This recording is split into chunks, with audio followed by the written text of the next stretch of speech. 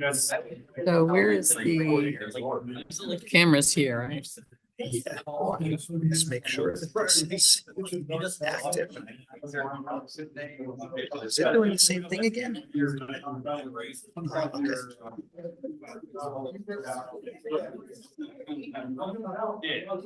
Yeah.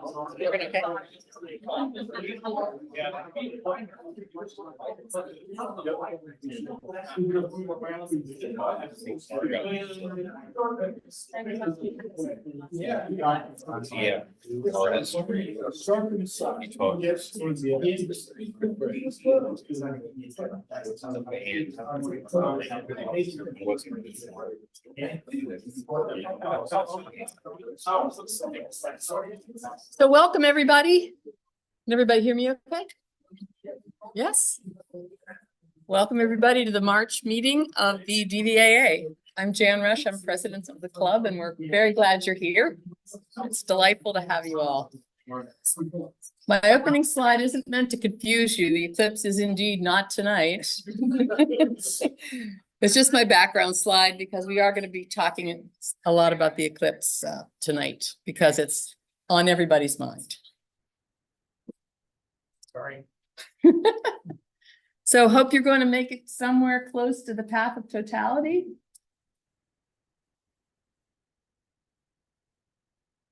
If you're not, Philly will experience a 90% partial eclipse, which will look something like that. And just to let everyone know, if you're going to stay in town, DVA will gather at Valley Forge, right in front of the visitor center. And Al Lampardi will be there with, where is Alan? Okay, he's outside exchanging equipment, I think. But Al will be there leading an eclipse event, so you're welcome to join him there. And I just thought it was interesting in my research to know that the last time there was a total solar eclipse in Philly was 1478. So this doesn't seem to be much of a total eclipse magnet around here. A little bit of a trail. So here are the upcoming events that we'll be doing as a club between now and the next meeting. March 29th, there's a community star party at Tyler Arboretum. And Al's in charge of that. We would love to have some more telescope operators join for that star party. So talk to Al if you can make it. On April 8th, as we said, there'll be a partial eclipse event that Al will be leading. There'll be solar observers with equipment. There will also be exhibits for the kids. So a lot of activities that the park is putting on. So that should be a fun event for anybody who's staying local. And Jen, Mm-hmm. I don't think there's any traffic concerns here, right? Wouldn't think so. I'm just checking. So, like Well, in eclipse worlds, you know, traffic's gonna be a big thing. but a partial. Yeah. Just the Philly drivers around here. Yes. Yes. So we have a public star party scheduled for the April 13th. And then another public star party scheduled for April 19th at John Hines Wildlife Refuge, which is a really lovely location. I don't know if you folks know it. We tried to do an event there a couple of years ago, but we're clouded out. So this is a reprise. So looking forward to that. And the last thing on the list is NEAF.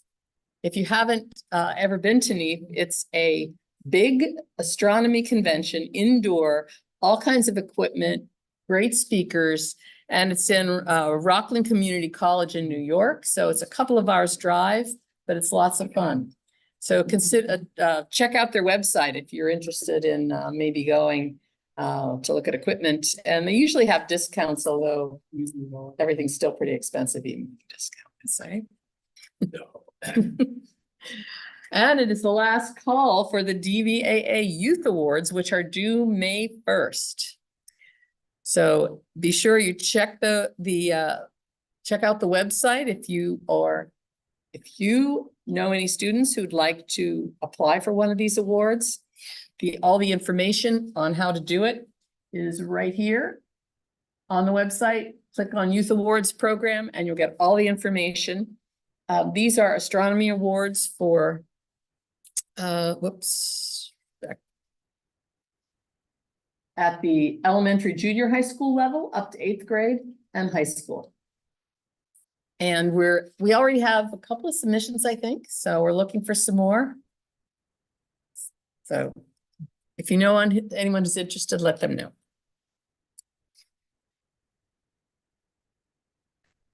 And we have a overnight star party coming up at Cherry Springs. Do you want to say anything about this, Bill? Yeah, so we're gonna be doing. Oh, you gotta come up here with the with the mic. You gotta be official. No. So this makes it official. It does. Here's Stand where the camera Where can am I? see you. Okay.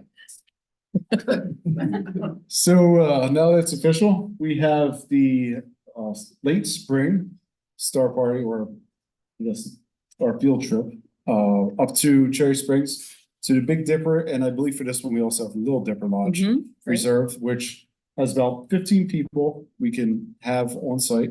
And we also, if there's more people who want to come and they want to camp out, we have permission to use. There's a field to the left of this picture you can't see, that you can stay in that field if you want to camp out there, but you still have to pay an additional amount that will be part of whatever the fee will be. I'm not too concerned about having too many people since we've never maxed this out. But yeah, this is a great location. Went up back in March. Me and Caitlin were the only ones up there, and it was spectacular. Like you're a half a mile from from the actual state park. There was, granted, there was low level fog that actually wasn't a problem for observing because the skies were perfect.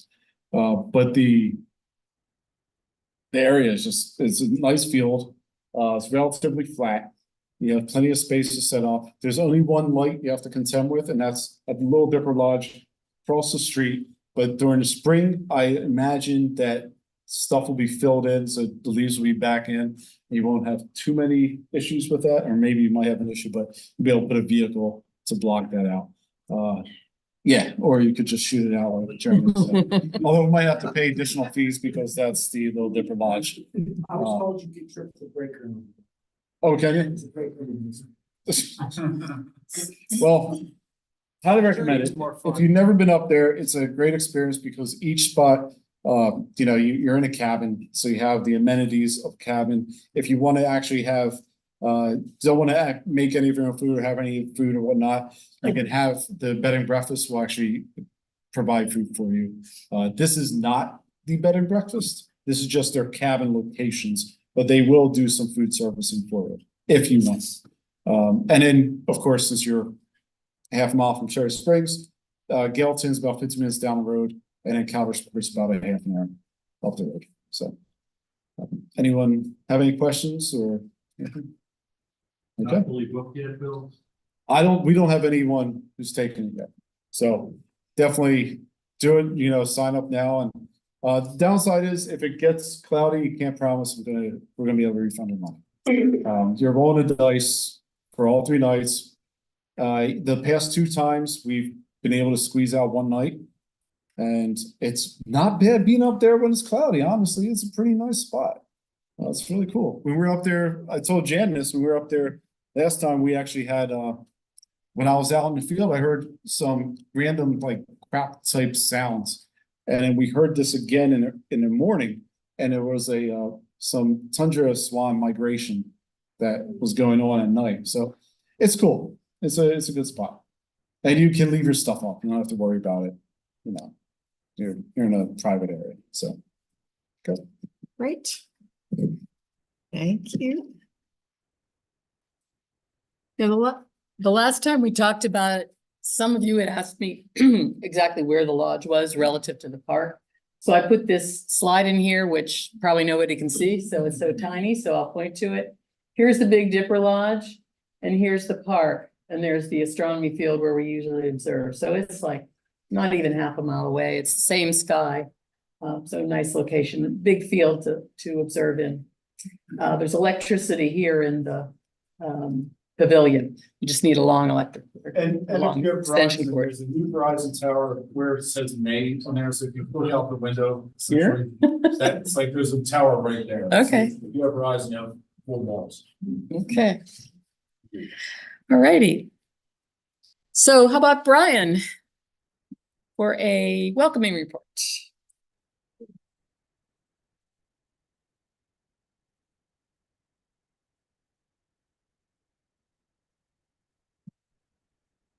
Hi, I'm Brian Lee. Oh, sorry.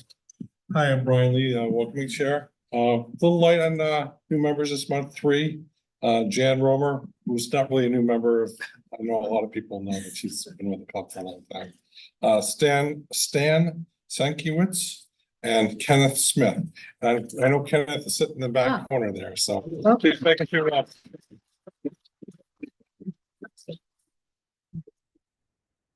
Anyone else here for the first time? Ah, great. Welcome.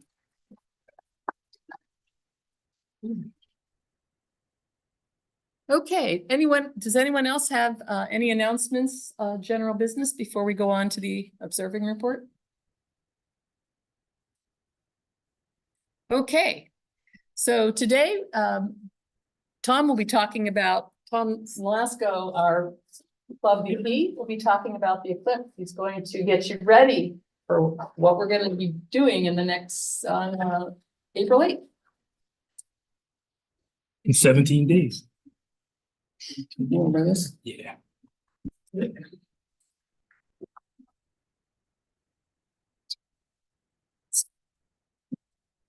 the light, put that on so somebody can see.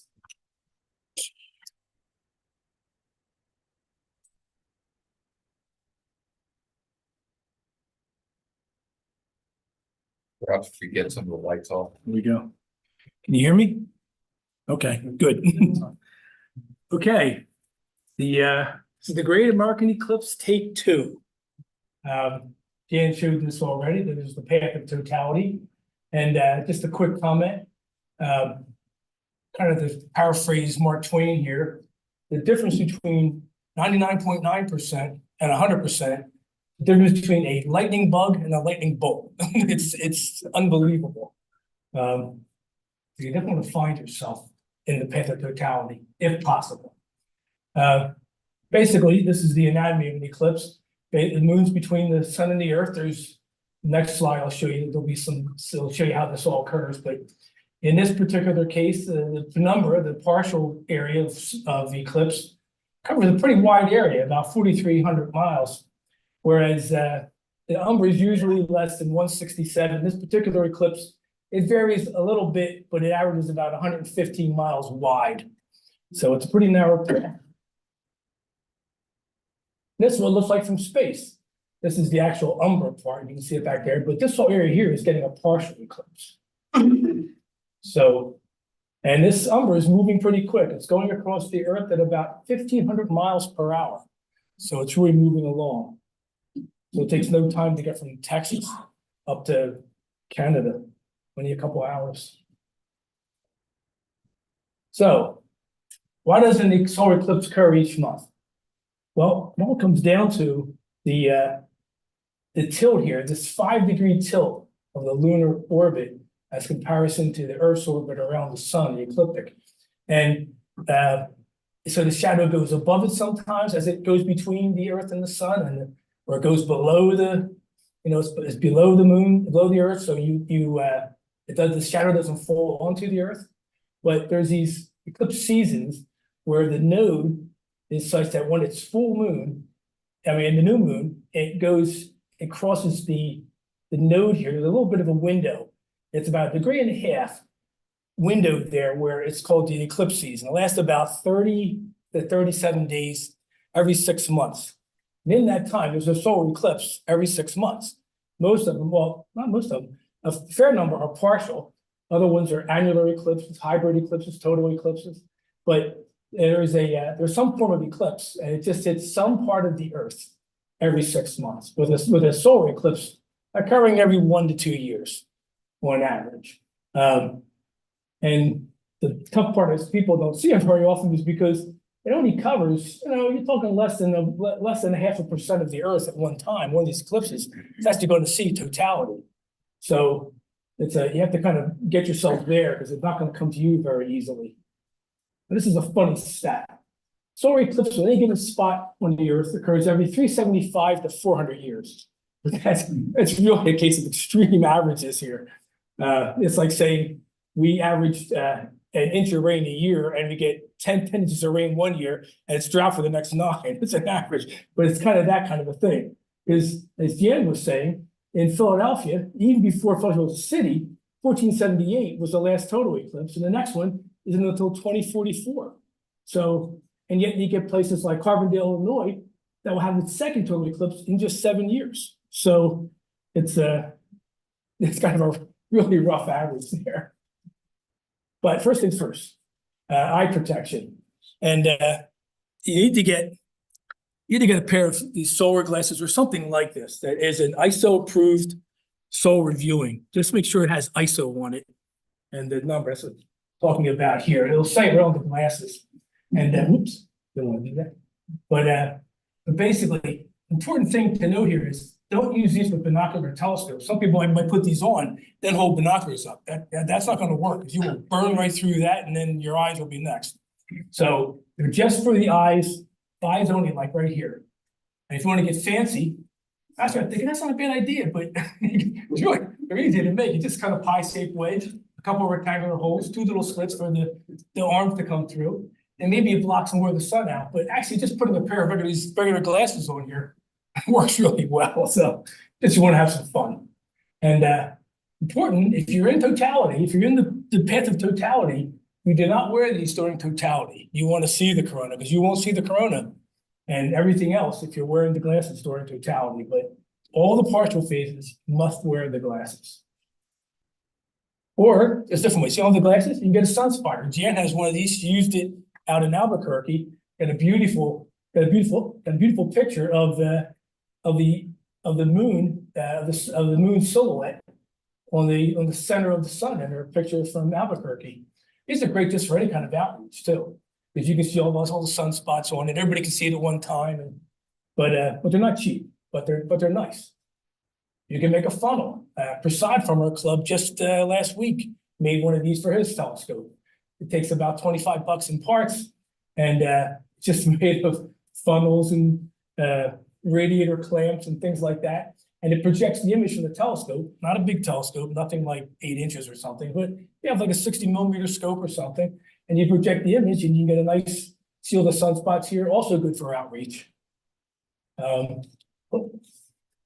you can get dedicated white light solar filter for your telescope or your binoculars. If you want to use binoculars during the partial phases, that's what you'll need. Or use whatever you have.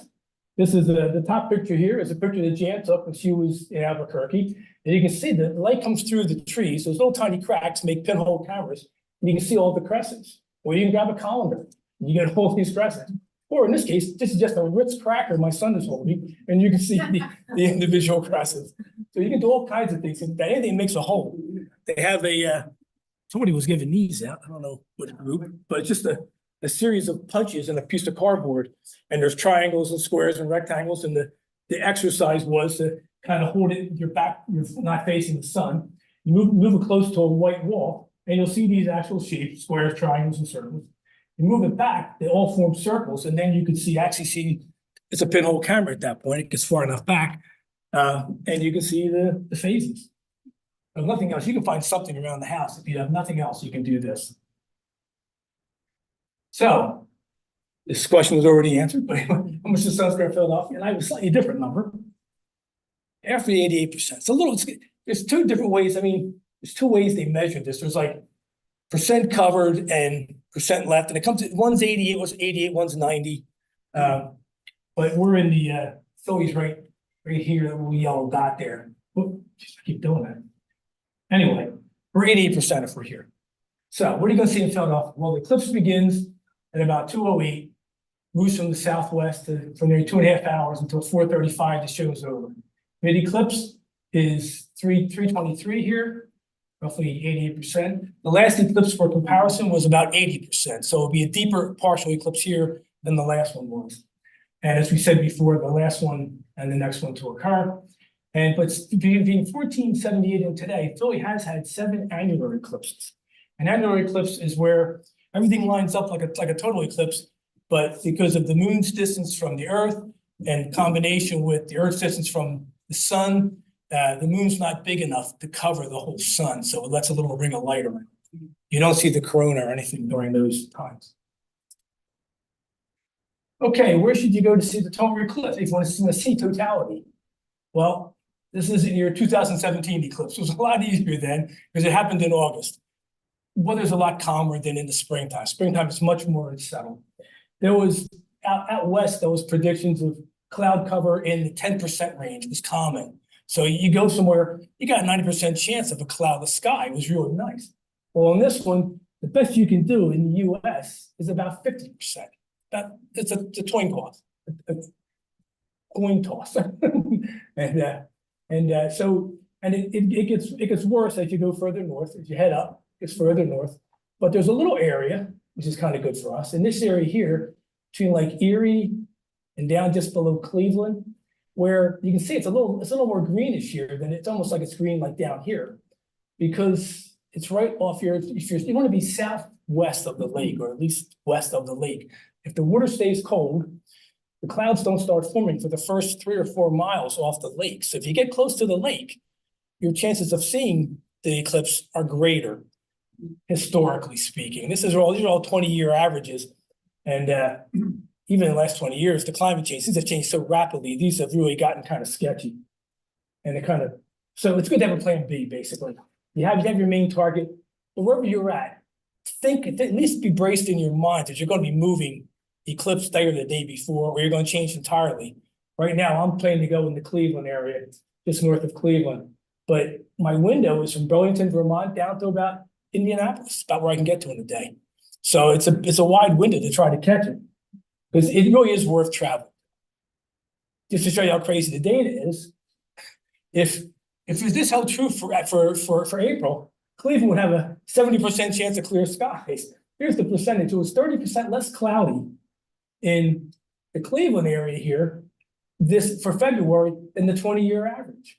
Here in Texas was about the same. It was a little clearer north in Texas, a lot clearer in this area, real clear in here, a lot better in here.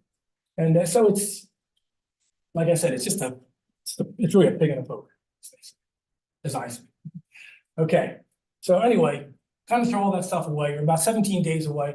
It's getting close to start looking at the forecast. When you get about 10 days out, it's about the earliest you can get some rough ideas of what it may be. But 10-day forecasts are really kind of sketchy too.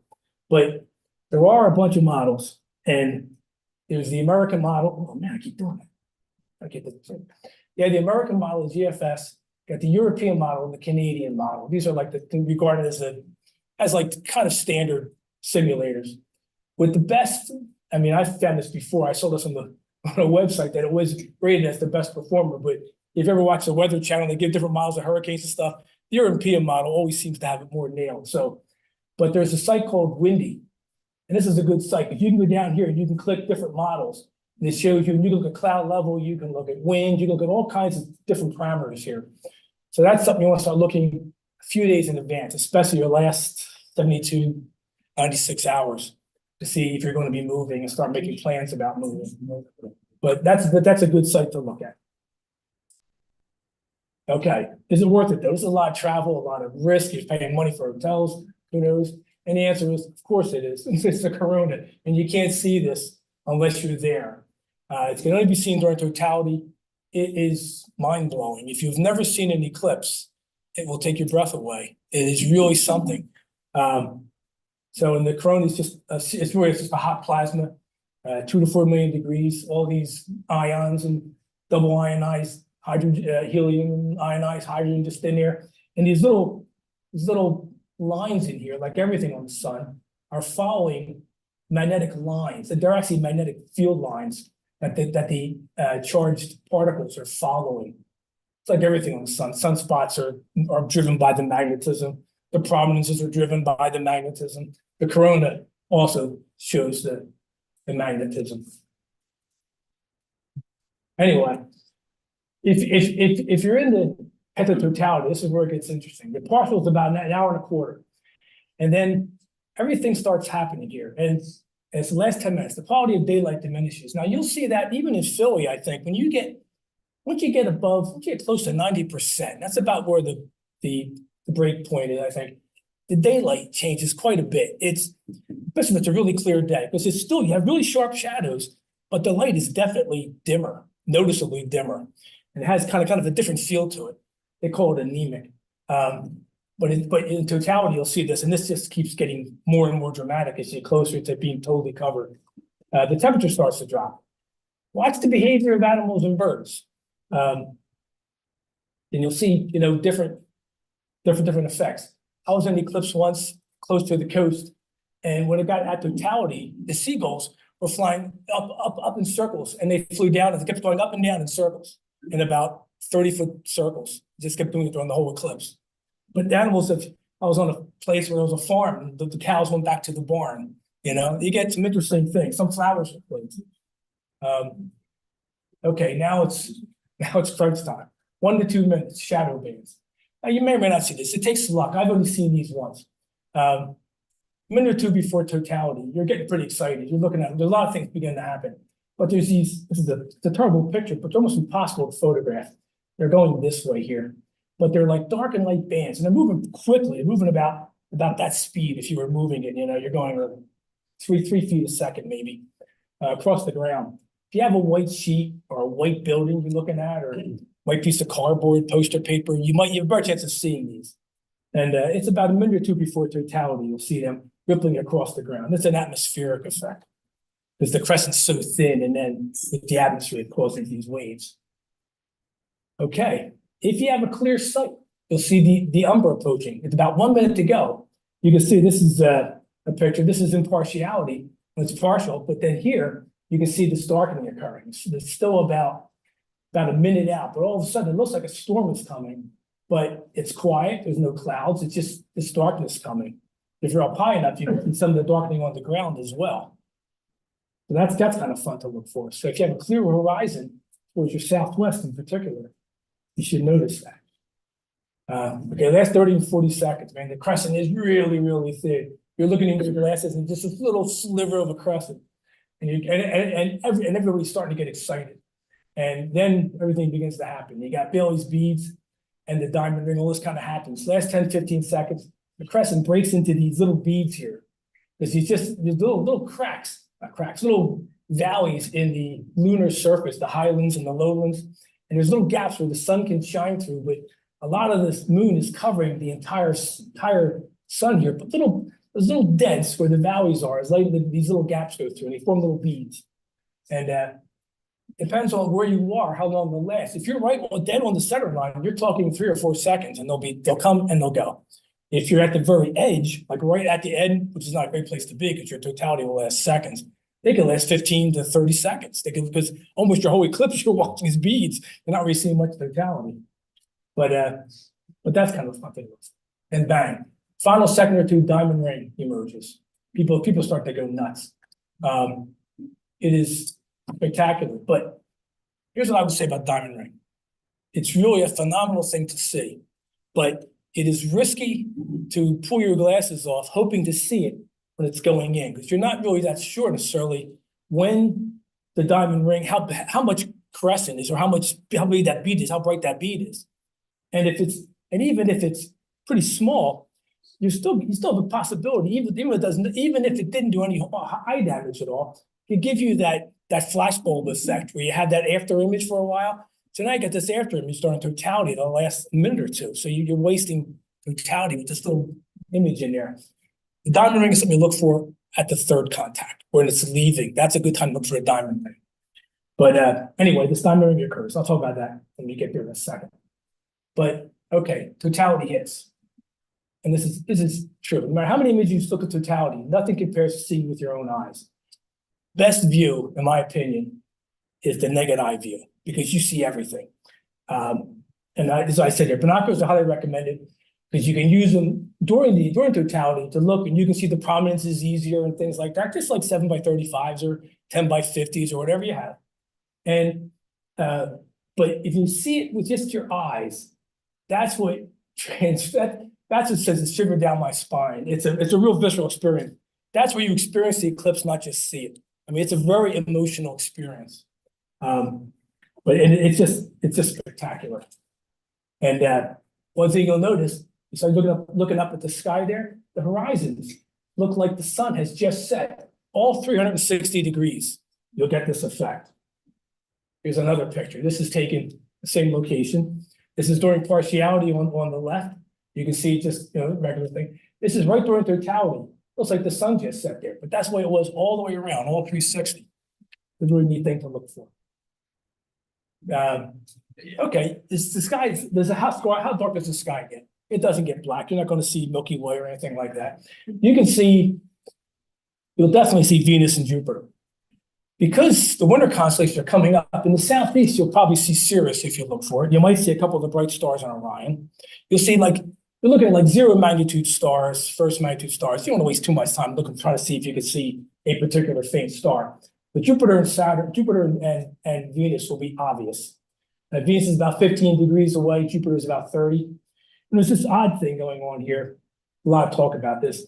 This comet Pons Brooks is approaching the sun. It's getting near its closest point. So it has a history of gassing out now and then, which gets bright suddenly for a few hours or a few days. And it comes to the closest point, very close to April 8th. And you're not going to see it naked eye. But there's a chance, if you have binoculars, I wouldn't waste a lot of time doing this, but just for a quick look, if you have binoculars, just look at Jupiter and a little off to the right, probably in the same field of view. If you put Jupiter way on the left-hand side, you might see it, which would be quite a spectacular thing. Okay, totality. Listen for if it's cooler. Now people in Texas might get more of this. You'll hear the insects and the birds might start making more of a nighttime sound. You'll feel the temperature drop. You're probably talking about 10 degrees. You'll drop. If you get a pair of binoculars and you can see the prominence is better, the red flames. And note the shape of the corona. The last one was like a triangle almost. It had 3 long streamers. This one should be a lot rounder. This is a picture from 1970, Virginia Beach, taken with a little 2.4-inch refractor with Kodak film back in the day. But that's, you see the roundness there. This is your first eclipse. You won't be prepared for how beautiful it is. But it's best to watch this unencumbered. I mean, people want to take pictures of it. I want to take pictures of it, but I don't want to miss a second of visual observing. So I'm going to have my system kind of automated up. So I just let it run. You can just get a DSLR, throw a telephoto on, put it in movie mode, put it on auto exposure, and just let it run. That's how I captured these images here. I didn't get near the camera. I started running about a minute before. You got a nice movie showing the diamond ring and the totality, and it comes back out. And you can pick off a series of frames and make some prints out of them. There's one guy, Warren LaRue, he set up, he was trying to determine the prominences, were they part of the sun, were they part of the moon, all this kind of stuff. So he brought the swimming to photograph, and he photographs the second contact where the sun first gets covered completely. And but then he had a few moments, so he started looking visually, and then it was getting time to take his pictures when a third contact when the moon was leaving, and he really just hated to tear himself away, and he vowed he would never bring any equipment to a total solar eclipse again. He just wanted to look with his naked eye. So that's so I'm kind of emphasizing that. You really want to don't waste time fooling too much with the equipment. You want to get a picture too, that's cool, but don't lose your precious moments looking through a camera. Okay, then it all kind of ends. Boom, diamond ring returns. Everything happens reverse order. Diamond ring comes up, and this is where it appears, and within seconds, the sun is too bright to look at. But there are a period, and you got to put your glasses back on. You'll know because the sun will be bright. But there is a period of 1 to 2 seconds there when it first comes out that you can see the diamond ring, and the diamond ring is spectacular to see. But as I said, it's a real short-lived thing. You look at it and you put the glasses on, and then maybe you can catch Bailey's beads. If the glasses are on now, you're looking, and you can see maybe some more individual beads pop out. But okay, at this point, everybody's going crazy because they're happy, they're thrilled, they're laughing, they're talking, they're crying, they're doing everything. So the last thing you're thinking about is like looking for shadow bands in the minute afterwards, because you are just been lost in this eclipse. Sky brightens quickly, the air warms up, and it just kind of, and the last part, most people are already, nobody's watching the last half of the eclipse, the half partiality. Well, not nobody, but very few people, because it's just kind of, it's anticlimactic at that point. Now this is an interesting thing, because there's different, I've heard different comments even tonight on this. I have a little note here. A lot of people packed up right after totality and try to get out right away, get on the roads, because traffic gets crazy. There's always people have come in to see the eclipse. And I know people who left the last eclipse right away, got caught in big traffic jams. Some people hung around a while and then left a little later and avoided traffic jams. But whatever it is, kind of think about your escape plans out of this. Maybe stay overnight or leave the next day. That may be better or worse, depending on where you are. But something to think about. This is something nice to have. Costs $2. It's on Google Store or Apple Store. Just the eclipse timer. I had this before in the last eclipse I went. And you can set up to be whatever you want. It has a GPS, so it gets your location exactly. Everything's down to less than 1/10 of a second. But you can be notified of when, like when it's safe to take off classes, when diamond ring is happening. All these different events are happening. It kind of tells you about it. That's a nice have. Real quick, notable eclipses. The first recorded eclipse, as far as I can find, was in 2037 BC in the Xujing, which theoretically was written by Confucius. And this is a cool one, which everybody's probably heard. The two royal astronomers, He and Ho, who got themselves drunk prior to the event, didn't tell the emperor. Long story short, they both got killed. But you might have heard that story before. But this is the first recorded eclipse in documentation film. And you have a couple of different variations of this.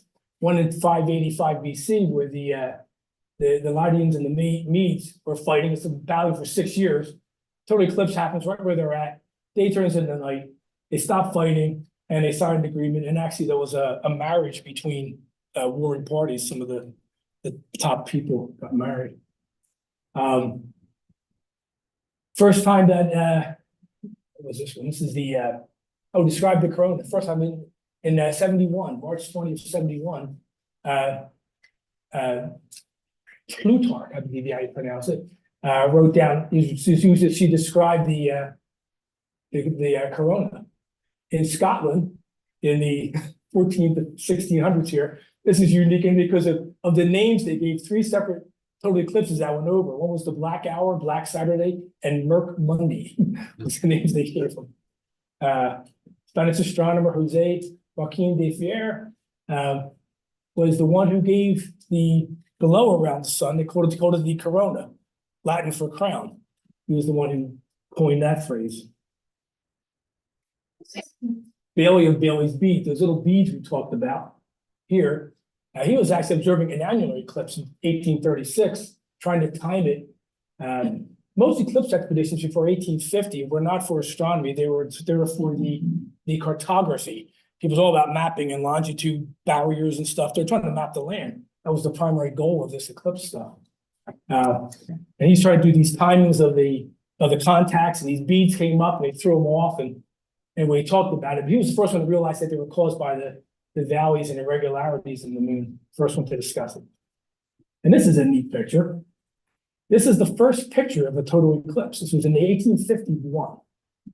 And it was a 2.4 inch refractor, like that picture I showed earlier from Virginia Beach. But this was an 84-second exposure versus like a half a second exposure. And the amazing thing about this was, first off, this guy had to travel to get here. It's a small refractor, 84 seconds. He's tracking this thing. And you can see some prominences here and some detail, and actually look closer. There's a little loop prominence. You tell it's a loop, which is an amazing resolution for 84-second exposure. The element helium was first discovered in the sun's spectrum by Locklear and in Janssen.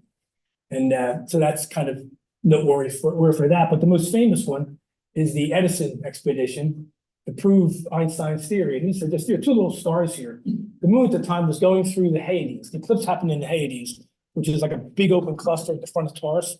And they're fairly bright stars, like third magnitude type stars.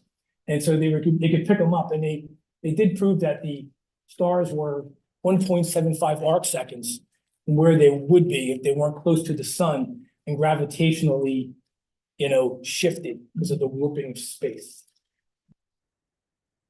And this is the first, this is a noteworthy one because this is the first eclipse expedition by the DVAA Solar System, who was the pre-going, the AGCO, the original society that became the DVAA. This is down in Virginia. And that's still the scope I bring to Valley Forge these days. That's the one. Anyway,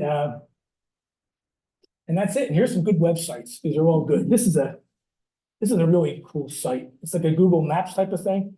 And you can zoom in down to any level of the Google Maps that you get to, which is incredible. Get to your backyard. And if wherever you click, it gives you the exact start and stop times, latitude, longitude, and all the information, how deep the partiality is, or if you're in the eclipse path, how long totality is. And so that's really good in that last one there. And then Eclipse 05, that's by Jay Anderson. And Mr. Eclipse is Fred Espinac, who is famous for, he's been to like 50 eclipses or something. Anyway, that's it. Yeah.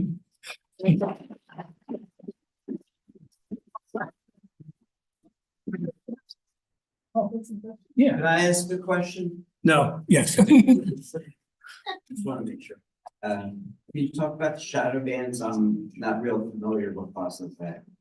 The shadow bands, it's because they're close with the crescent of the moon. That's what happened the last minute or two.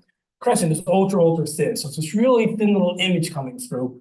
And it's the atmospheric waves, the amount of this turbulence in the atmosphere. If it's really turbulent, they could be more obvious. If it's quieter, that's just pretty smooth. They're pretty hard to see. It has to be on something really light, preferably white.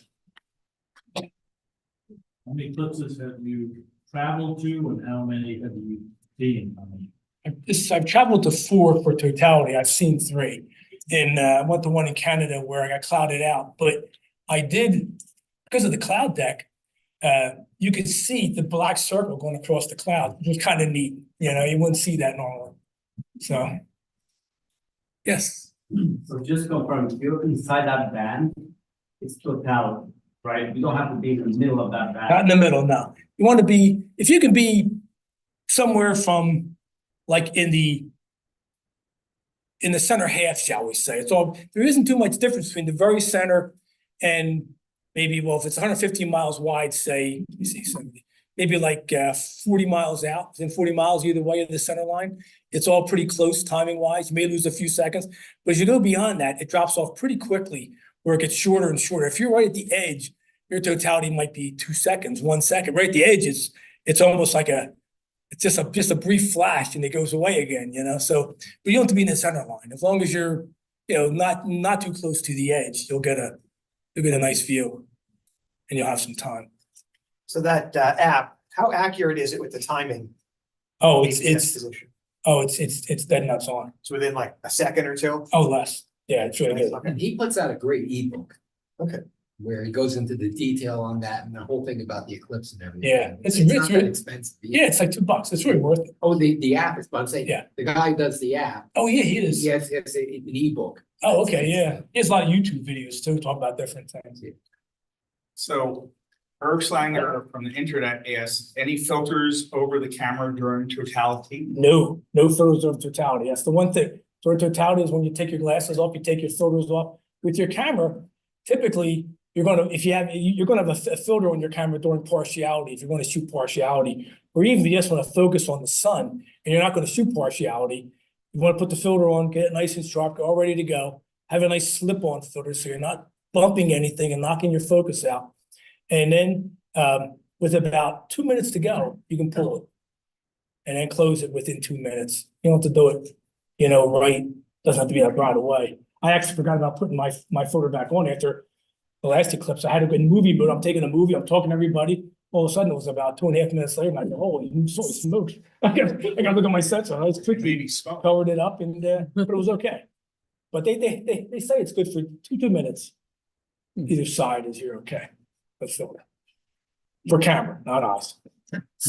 Okay, thank you so much, Tom. That was awesome.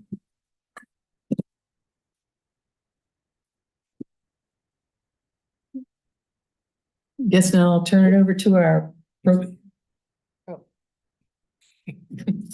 turn it over to our program chair, Jeremy Carlo, to introduce tonight's speaker. All right, thanks very much. Well, first I'll give you a little preview of upcoming programs. Next month for the April meeting, we're going to have Ed Guinan from Villanova University. He's going to be talking about some of the greening of Mars, so some of the Martian farming that he's been researching. Yeah, I'm just bringing up the next talk here. In May, we're going to have a members meeting about the eclipse, so hopefully you'll all get a lot of really good pictures. If you don't, then you have failed the club. That'll be the plan for May. Tonight, I'm very happy to have one of our returning champions, John Conrad, who needs no introduction. I'll do it anyway. So John has worked in the unmanned space flight program, and since his retirement, he's been working as a NASA JPL Solar System Ambassador. So I'm really glad to have him giving a brand new talk. This is the first time it's ever been given, right? Brand new. This is a totally new thing. This will be about rocket ships of the 21st century. Please join me in welcoming John Conrad.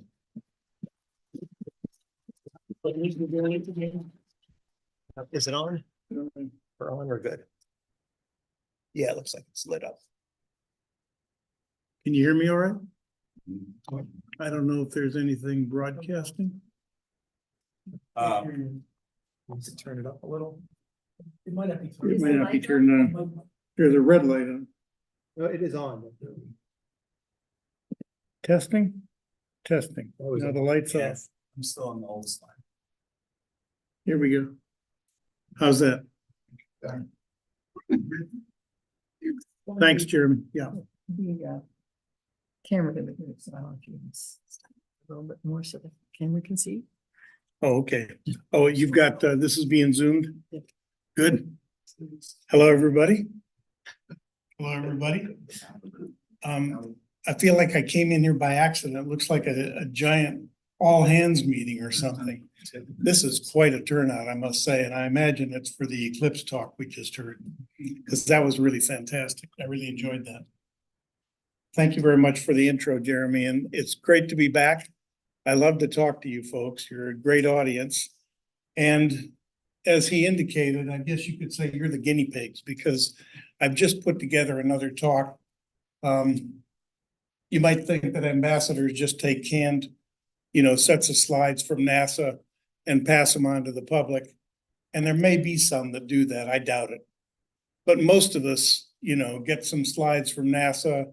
We get our own ideas and we kind of build our own. And these days with Wikipedia and all the NASA sites and everything, it's easy to build a presentation. This particular one, rocket ships of the 21st century, I've given a subtitle to. I came up with the idea. I'm going to take full credit for it because NASA too. And this may not be on. Let's see. Try this. No, I just need to diddle this to make it active. Okay. Here we go. Let's see if this is working now. No, it's still not turning. So show me what I push here or something. You could do the mouse here. This isn't doing it. Yeah, it doesn't seem to be doing it. There we go. Okay, but that was you. Yeah. All right. Let me shut this. I'm not sure what's going on, but if I shut it down and restart it, that might do it.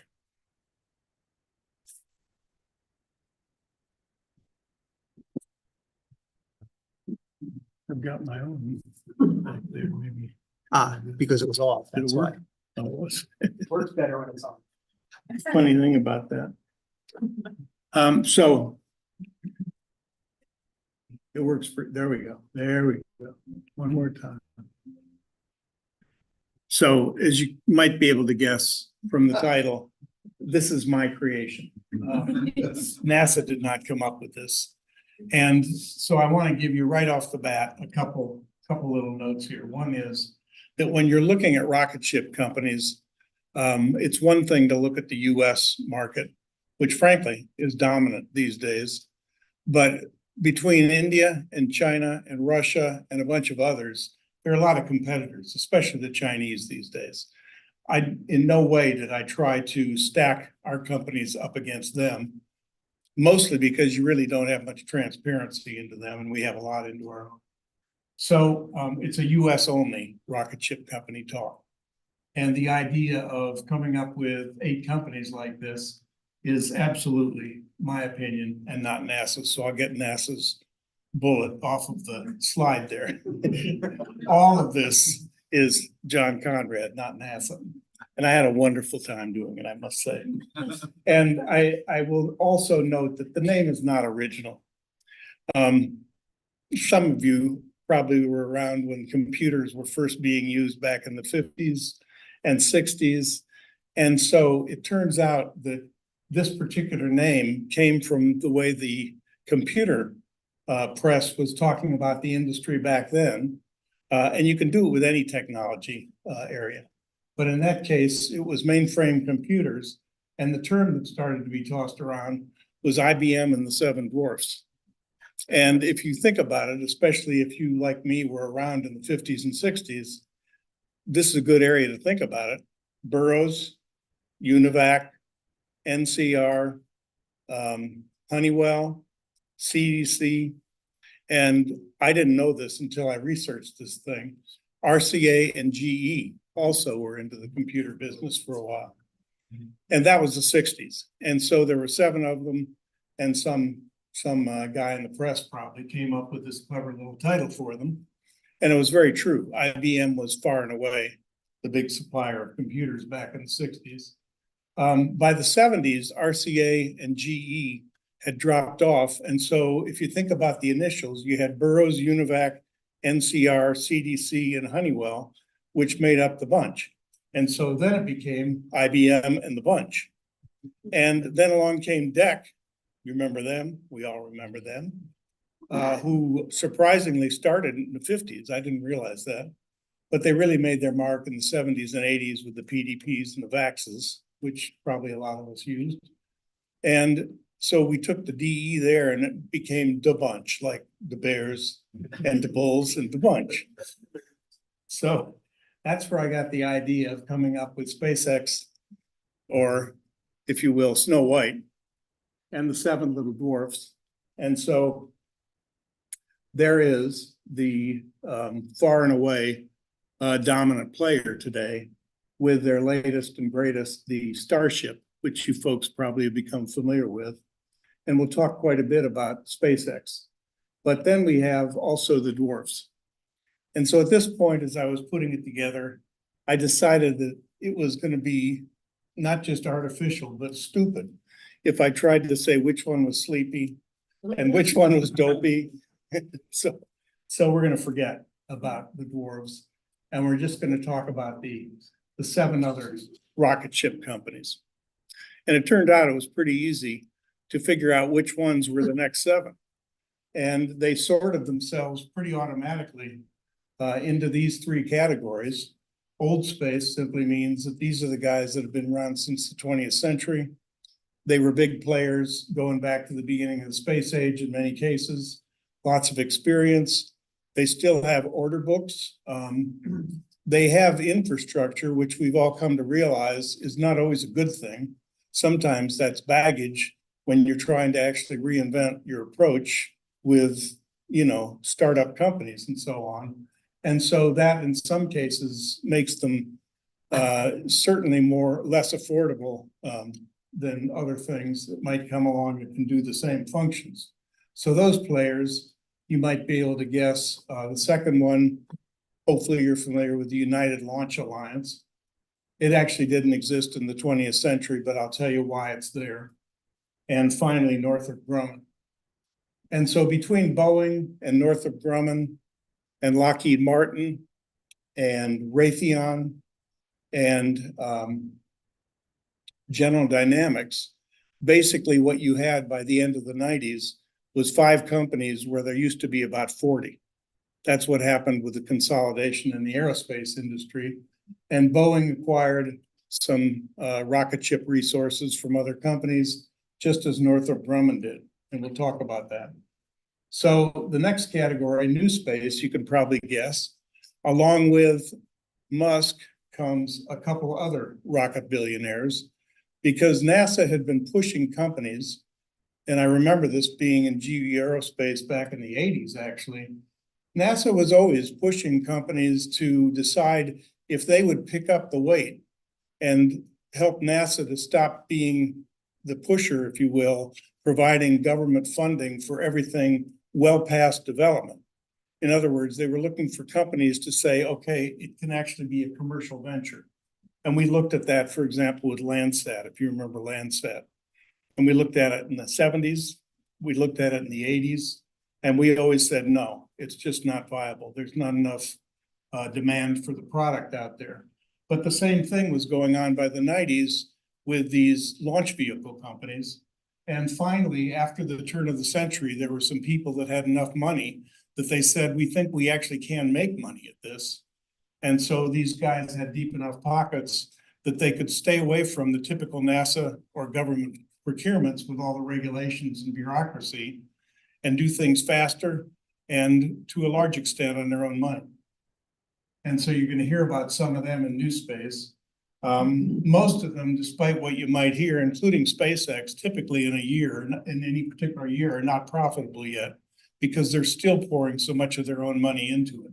They have very big revenue streams sometimes, and they have plenty of government contracts, but they're trying to do such big things and vying for their role that they have trouble even breaking even.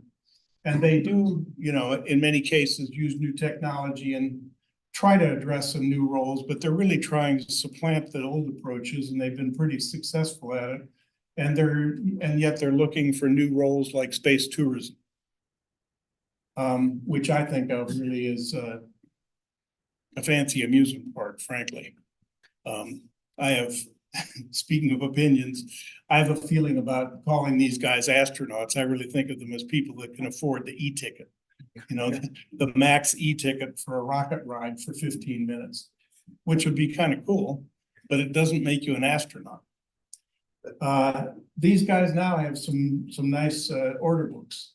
Finally, and in that category, I chose to take the 2 that are still left standing, and that's Blue Origin and Virgin, this particular part of Virgin. Of course, we know Virgin Records and Virgin Atlantic and so on.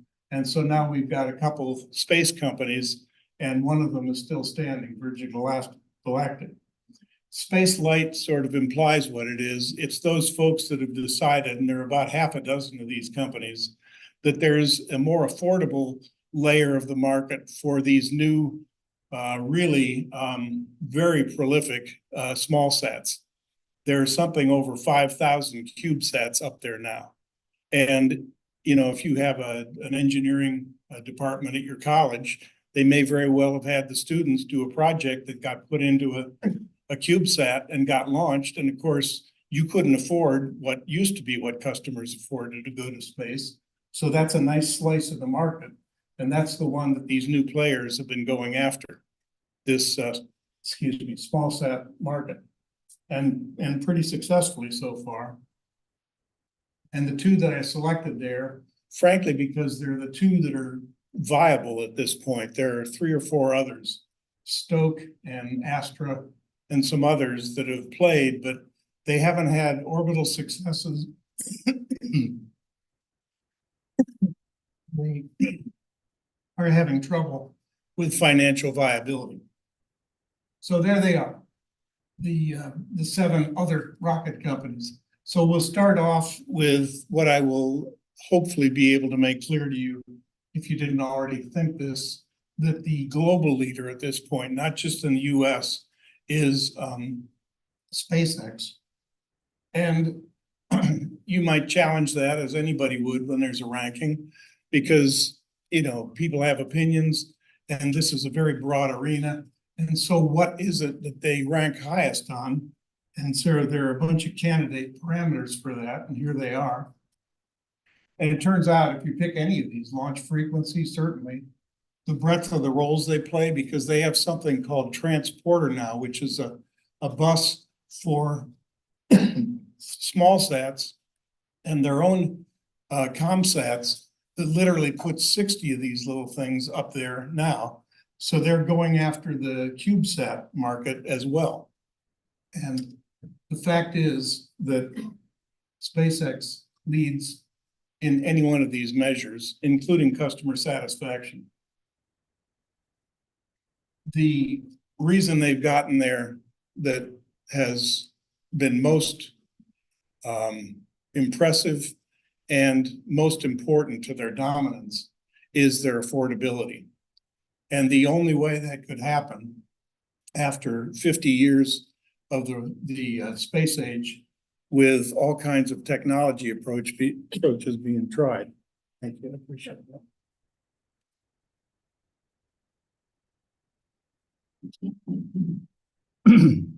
Was to realize the dream that started in the 60s and really took off in the 70s. And that was because Apollo was so expensive and Congress was at least smart enough to say, every time we pay for one of these things, can we get anything back? Or does it all have to crash somewhere else and then you have to build another one for us? So they came up with the idea for the space transportation system, the shuttle. And from the beginning in the 70s, it was a concept that wasn't just going to have the space plane that flew, but it was going to have a propellant tank that came back on its own power. And it was going to have solids that also were able to be recovered and restored. And that was a great idea. And they had a great business case. It was the beginning of quantifying cost-benefit analyses. I went to one of those courses in Washington about that time, and Space Shuttle was one of the famous studies ever done. And it was based on the fact that they were going to launch a payload in the next space shuttle every 2 weeks for the next 20 years. And of course, they ended up doing it more like every 2 months. And it turned out that instead of reusability, they got something you could call refurbishability, because the tiles had to be replaced so carefully and it took so long between launches. So it was like, it wasn't quite a whiff, but it was a shank, if you will. And so it took somebody to come along and show that you actually could re-land your booster. And it was a great thing, at least for me as a rocket freak, to see that about 10 years ago. And that is the game changer. It has completely changed the economics of getting payloads to space. And as the bottom line there says, everybody's trying to catch up. They aren't all admitting it. But if you look at the Chinese companies, which are quasi companies, of course, they don't have anything that is really comparable to a full commercial company. But there are a couple of them that are actually really addressing reusability with things that look very much like a Falcon 9 SpaceX rocket. And so they're working hard, and the Chinese probably will get there before too very long. And others are trying to find a different niche than the one that can be frankly dominated if you have reusable boosters. But that is the game changer that SpaceX has. So there's the name. Not a lot of people are aware that that's the actual name for SpaceX. And we'll talk about that now and just kind of review where it came from and what they're doing. 22 years ago, Musk started it. I think he'd made a lot of his money somehow with PayPal at the time and another startup that he had. So he was not yet a billionaire probably, but really very wealthy. And he was enough of an engineer that he had some really good ideas himself, and he really put together a team. And it's quite extraordinary that they succeeded this fast, but you know, those revenues and especially that market value that they've been rewarded with now is quite amazing. There aren't a lot of companies that ever get to that market value. And this is after, you know, only 20 years. So very viable company today. They got a pump primer from NASA in 2006, when they were only a few years old, when they won a contract to study doing reusable cargo and crew launches to the ISS. Within a few years after that, after a number of failures, like every other engineering company, they had a lot of failures. After a number of failures, at one point, Musk was down to his last 20 million. They succeeded in getting to orbit for the first time with the Falcon 1, which had one Merlin engine. And then the one that we know now, the Falcon 9 with 9 engines, was first up there, 14 years ago now.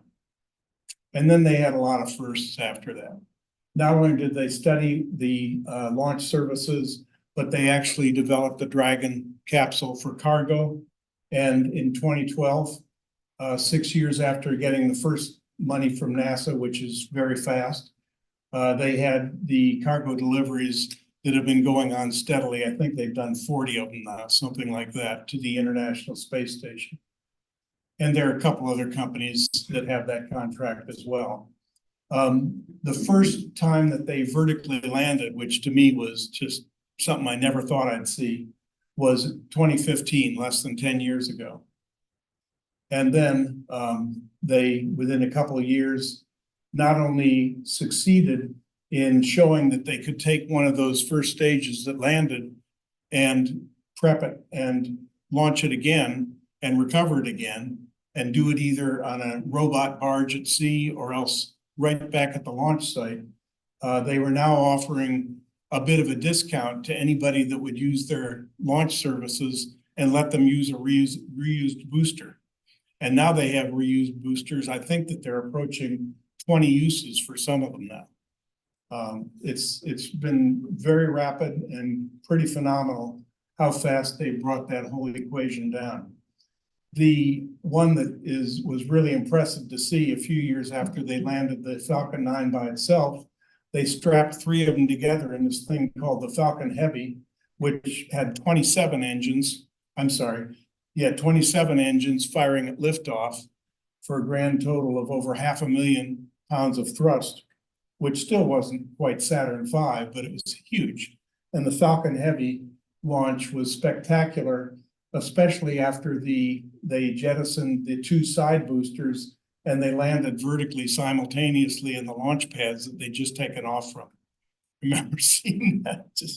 And I don't know if you watch any of these videos that SpaceX puts on live all the time, but watching that young team of scores or hundreds of people standing there and cheering every time they do one of these things is really nice to see that they've got an inspired workforce, and they have the American way, if you will, of doing things out in the open to the max. I mean, in the 50s and 60s and 70s, we got used to the fact that we'd hear about these amazing Soviet accomplishments maybe a week after, with a couple sentences of what they'd done after they'd done them, and wonder how many failures there had been. Well, Musk, from the beginning, as you're probably aware, likes to stand out front, and the whole team does. And so you get to see their failures as well as their successes, and there are a lot of them. But it's really good for, I think, his company, certainly, but it's just good for the spirit of people that want to see American technology.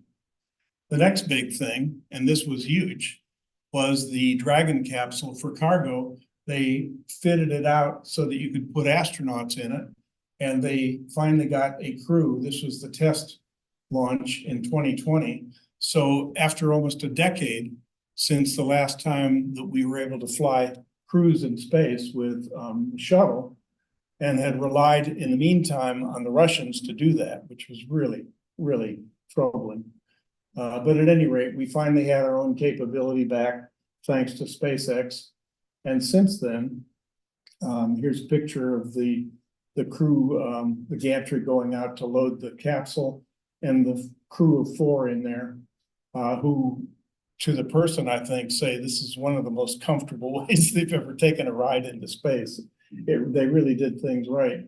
But at any rate, they've gotten 8 crews of 4 up there, and I think there's one going up next week, but I'm not sure. At any rate, they've all been successful. flying the Falcon 9. The capsules have now been certified by NASA to be reusable as well. Officially to 10 missions, but now I think it's about to go to 20. So they've got these boosters that are being used as many as 10 times and who knows how many with their engines. They've got capsules that are being reused and it really brings the cost down. So the per seat cost that they charge now, and I imagine that if you roll it all out, it's quite a bit cheaper in terms of cost, but the price is 60 million or so, which may not sound like a small price, except that 50% higher than that is what the Russians were charging. And the Boeing team that was supposed to, in parallel, get a qualified crew capsule up there called the Starliner is still advertising that it's going to be about 50% more per seat for that. But it will be a good thing, and apparently it's going to happen within a month or so that they finally put a crew up to the space station with a Boeing Starliner. So the kind of a way to punctuate the dominance is just to look at last year. There were 230 odd launches around the world. 115 of them, about half of them, were the US, which set a record. No country's ever done that before. 96 of the 116 were SpaceX, and 87 of those were reused boosters. So much cheaper than it would have been had it been 96 original boosters, obviously. The cost per kilogram to get something up to low Earth orbit is in the range that these small sat targeted companies with their smaller rockets are aiming for. So basically, this is saying SpaceX can play at both ends of the market spectrum right now. This is something that I imagine a lot of you are familiar with and may have the same feelings I do, which is not real good feelings about. The small ComSat constellation, and by small, I mean the size of the spacecraft are small. Constellation has passed 5,000 in low Earth orbit and is headed for something like 7,500, which was a compromise that the government finally sort of twisted SpaceX's arm into accepting a couple of years ago. And I just kind of shook my head and I thought, well, the reality is there's no supranational organization that anticipates where the space, applications and functions and equipment is going to want to go next and thinks about how they might regulate that. There just isn't anybody doing that. And so way after the fact of Musk and his team putting up the first few thousands of these Starlink spacecraft, which you're probably aware, block the view, in many people, like us looking up at the night sky and maybe taking time exposures through the night. That's happening all the time now. They've tried to somehow mask the albedo a bit, which I don't think they've been 100% successful at by any means. And it's just one of those things that we're going to have to live with because there's nobody to say no so far. So you've got them paying for last year 63 of their own launches. So 2/3 of those 96 launches they did, about 2 a week, were for themselves, paid for by themselves.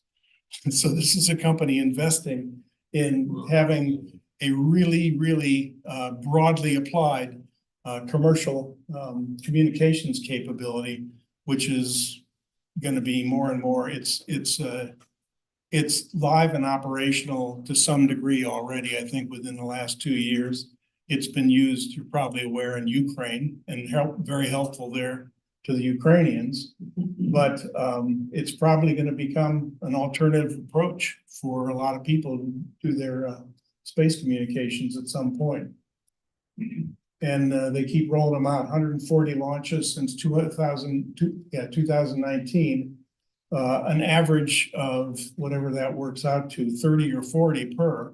Last year's, most of the individual launches had 60 Starlink satellites being deployed into orbit in a single launch. And like I say, they're going to get up to about 7,500 before they're done. So one way to look at the dominance is in a particular weekly report that's available to everybody. ArsTechnica.com may be a familiar website. They do a lot of technology coverage pretty well, I think. They have a weekly rocket report that's easy to subscribe to. It rolls into your in basket, and the first part of it always starts with the next 3 launches for the coming week. So 3 weeks ago and 2 weeks ago, this was the next 3 launches.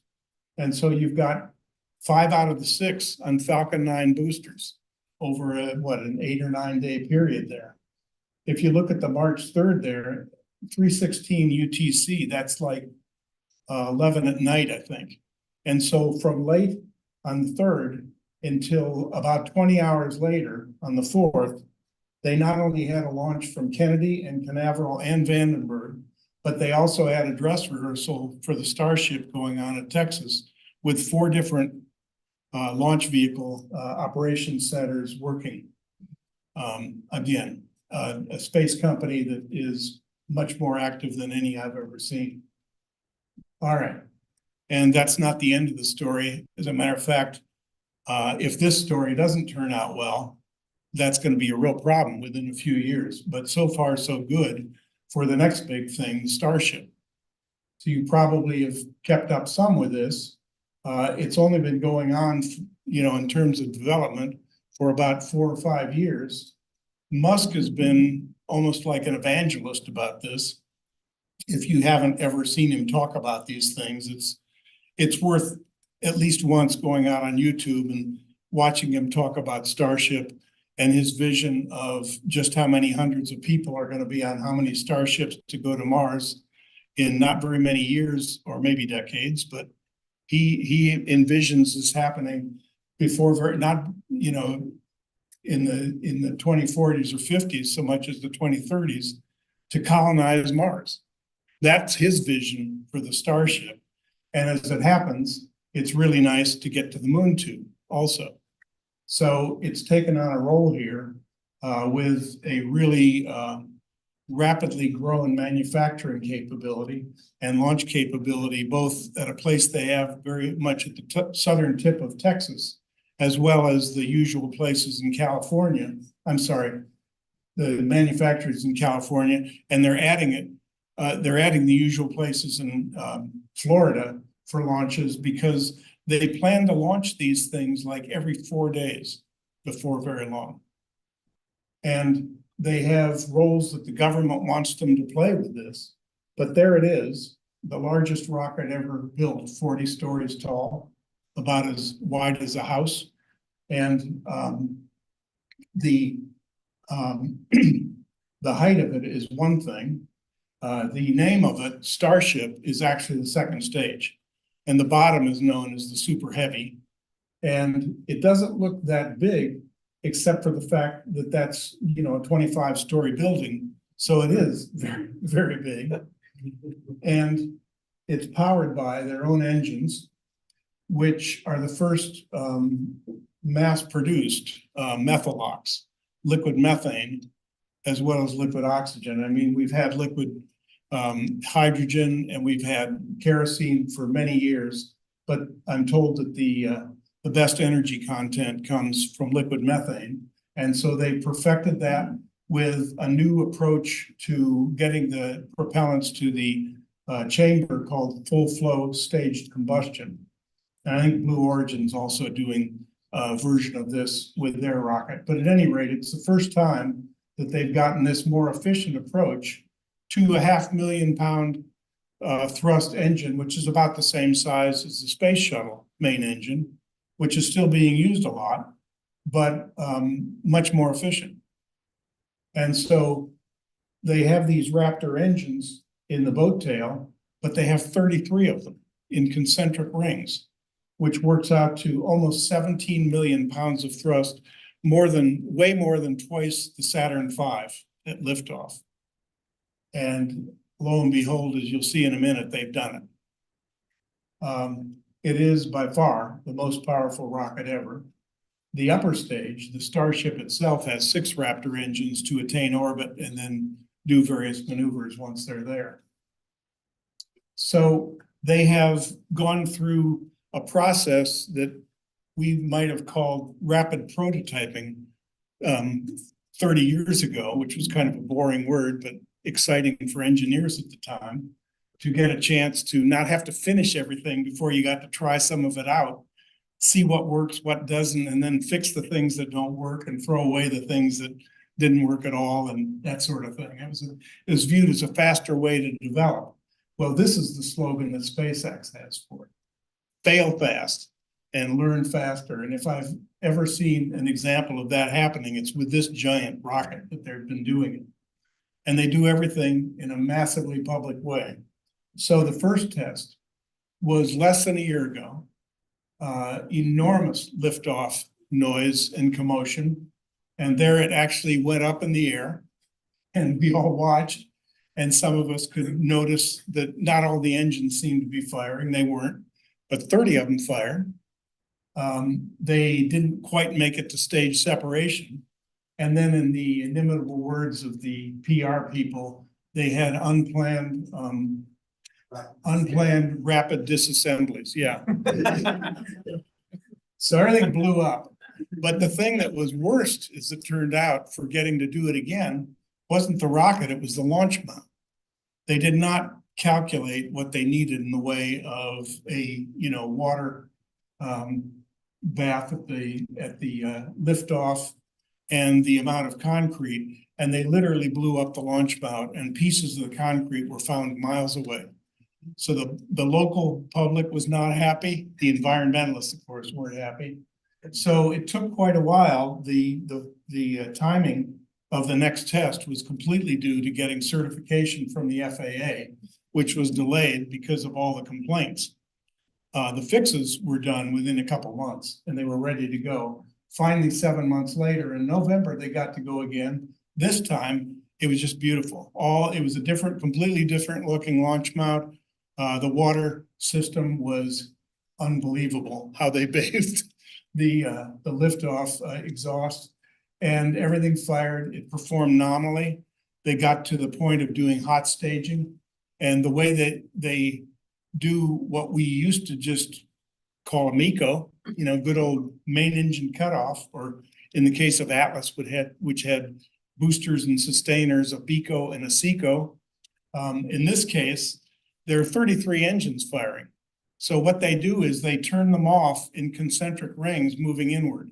So you can actually watch this as you watch the tail end of it with the wonderful videos they have, and see them move in successively until there are 3 left burning in the middle, continuing to apply some thrust so that as you do the separation and fire off the 6 engines on the Starship, then it actually flies away from the end. It's a different kind of separation, and it's a more controlled separation, and it's worked very well. They did it on the second test. They did it on the third test. Unfortunately, in this case, the Super Heavy didn't come very far before it exploded as it was turning around. And then the second stage actually exploded as well. So more of those unexpected, unplanned disassemblies. Now, the third test flight just took place last week. If there's anybody here that didn't see it yet, go out to YouTube and just put in the appropriate keywords, and you get a whole bunch of videos to watch it because it's really spectacular. And so how did it go? Well, let's take a look at it.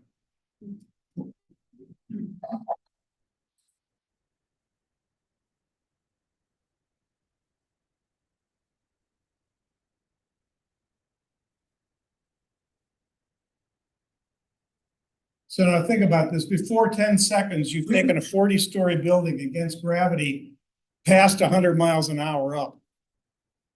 And by the time you get to 30 seconds, again, a 40-story building is going almost Mach 1.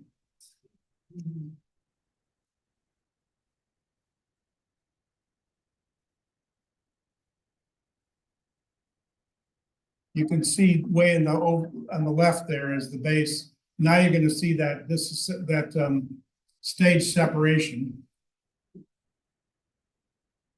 You can almost watch the engines. Well, you don't get it from that view. Here's the separation coming up. And there goes the Super Heavy, and the Raptors are flying the Starship now.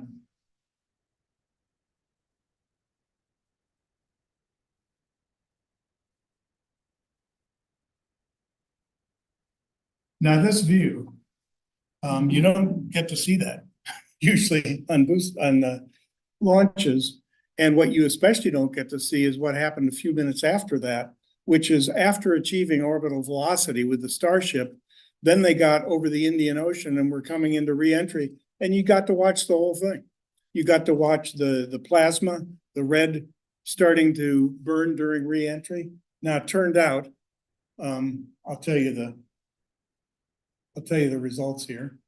A word that engineers love is nominal, not a, really the best ever or the highest or the biggest, because you don't want something to be other than what you want it to be. And so nominal is the word they want. And it was a completely nominal Super Heavy and trajectory with a nominal shutdown and staging and a nominal achievement of orbit by Starship for the first time ever. Farther and faster than ever, but the Super Heavy didn't do its expected turnaround and then landing burn before it came down for a controlled vertical landing, I think, to be in the ocean. It landed hard in the ocean without doing the proper burn. So after it did its job, it didn't get down right. And the Starship itself, having achieved orbit, and then achieving beginning of re-entry, didn't survive the re-entry over the Indian Ocean. But those pictures that you can see were due to the fact that Starlink, their own mega constellation of ComSats, allowed them to be able to send back the video all the way through the trajectory, through to orbit and everything, which is very unusual. So it was a demonstration of Starlink as well. SpaceX was understandably really excited, but so was, what's his name? Bill Nelson, the NASA administrator. I heard him talking while I was watching this, because this is a really, really important vehicle for NASA now. You've seen what Falcon 9 does, and you're probably aware that many of those launches are for the US government.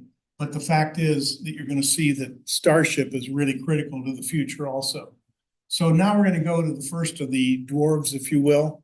Boeing, not at all a dwarf, a huge company, much in the news in the last half dozen years, unfortunately, for reasons of the 737 mostly, but also because of their rocket division. And most of the news has not been good. And so we're going to talk about what we are counting on them for and where they are with that right now. But like most aerospace companies, the name is the name of an aviation pioneer from the 1910 to 1940 time period. Douglas, Northrop Grumman, McDonnell, Vultee, Consolidated Vultee Aircraft, Convair, Vultee, Boeing. These guys were all aviation pioneers back in the First World War or at the beginning or between the wars. And Boeing was one of the first, huge company now. And the successes that they had in the 20th century having to do with rocket ships, the main one was there at the top. That's the first stage of the Saturn V with those giant F1 engines, 7.5 million pounds of thrust. And that was a Boeing accomplishment. So very, very important back in the 60s. Then they acquired North American, which was an aerospace company that didn't make it through the 20th century. They had most of the rockets at one point, rocket engines with Rocketdyne, one of their divisions. And they also had the Rockwell division. And the Rockwell division was prime for the Space Shuttle Orbiter. So by the end of the century, it became a Boeing program for the last 15 years or so.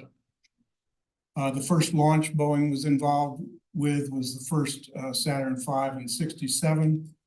And in this century now, they're the prime for a really important rocket known as the Space Launch System, which if you ever had a contest for the most boring name for a new rocket, as opposed to say Starship or Falcon 9 or something like that, Space Launch System would probably win. So that's the name of it, and they're the prime, and they're also building the core vehicle, as you'll see. And they've got a bunch of other things they're doing in aerospace.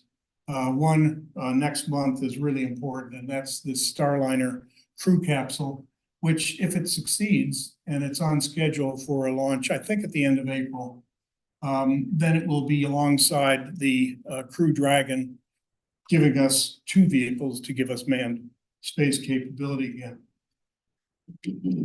So that's Boeing's, headlines. Here is that Space Launch System. The next giant moon rocket, if you will.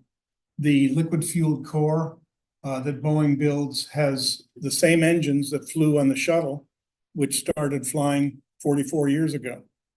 The RS-25s, like the Raptor engine on the Starship.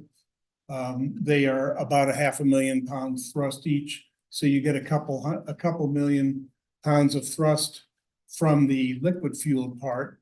And you have two solid rocket boosters, which are really just expanded versions of the same SRBs that were on the space shuttle in 1980.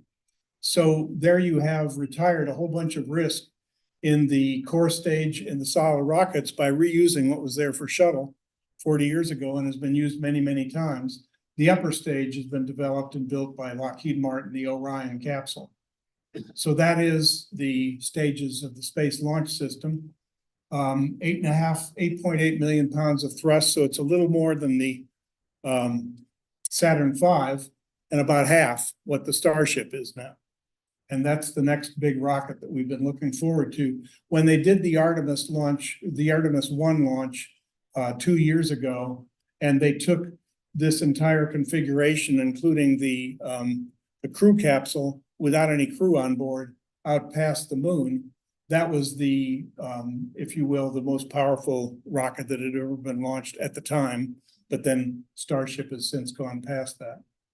The next one is the first crewed mission, if you will, of Orion. You see a very busy figure there in the lower right, but you can get the idea that after going around the Earth and doing some rendezvous and getting ready, it sends the Orion capsule out beyond the moon with the crew, further than any humans have ever gone, but they don't go down to the moon, they just come back and they re-enter.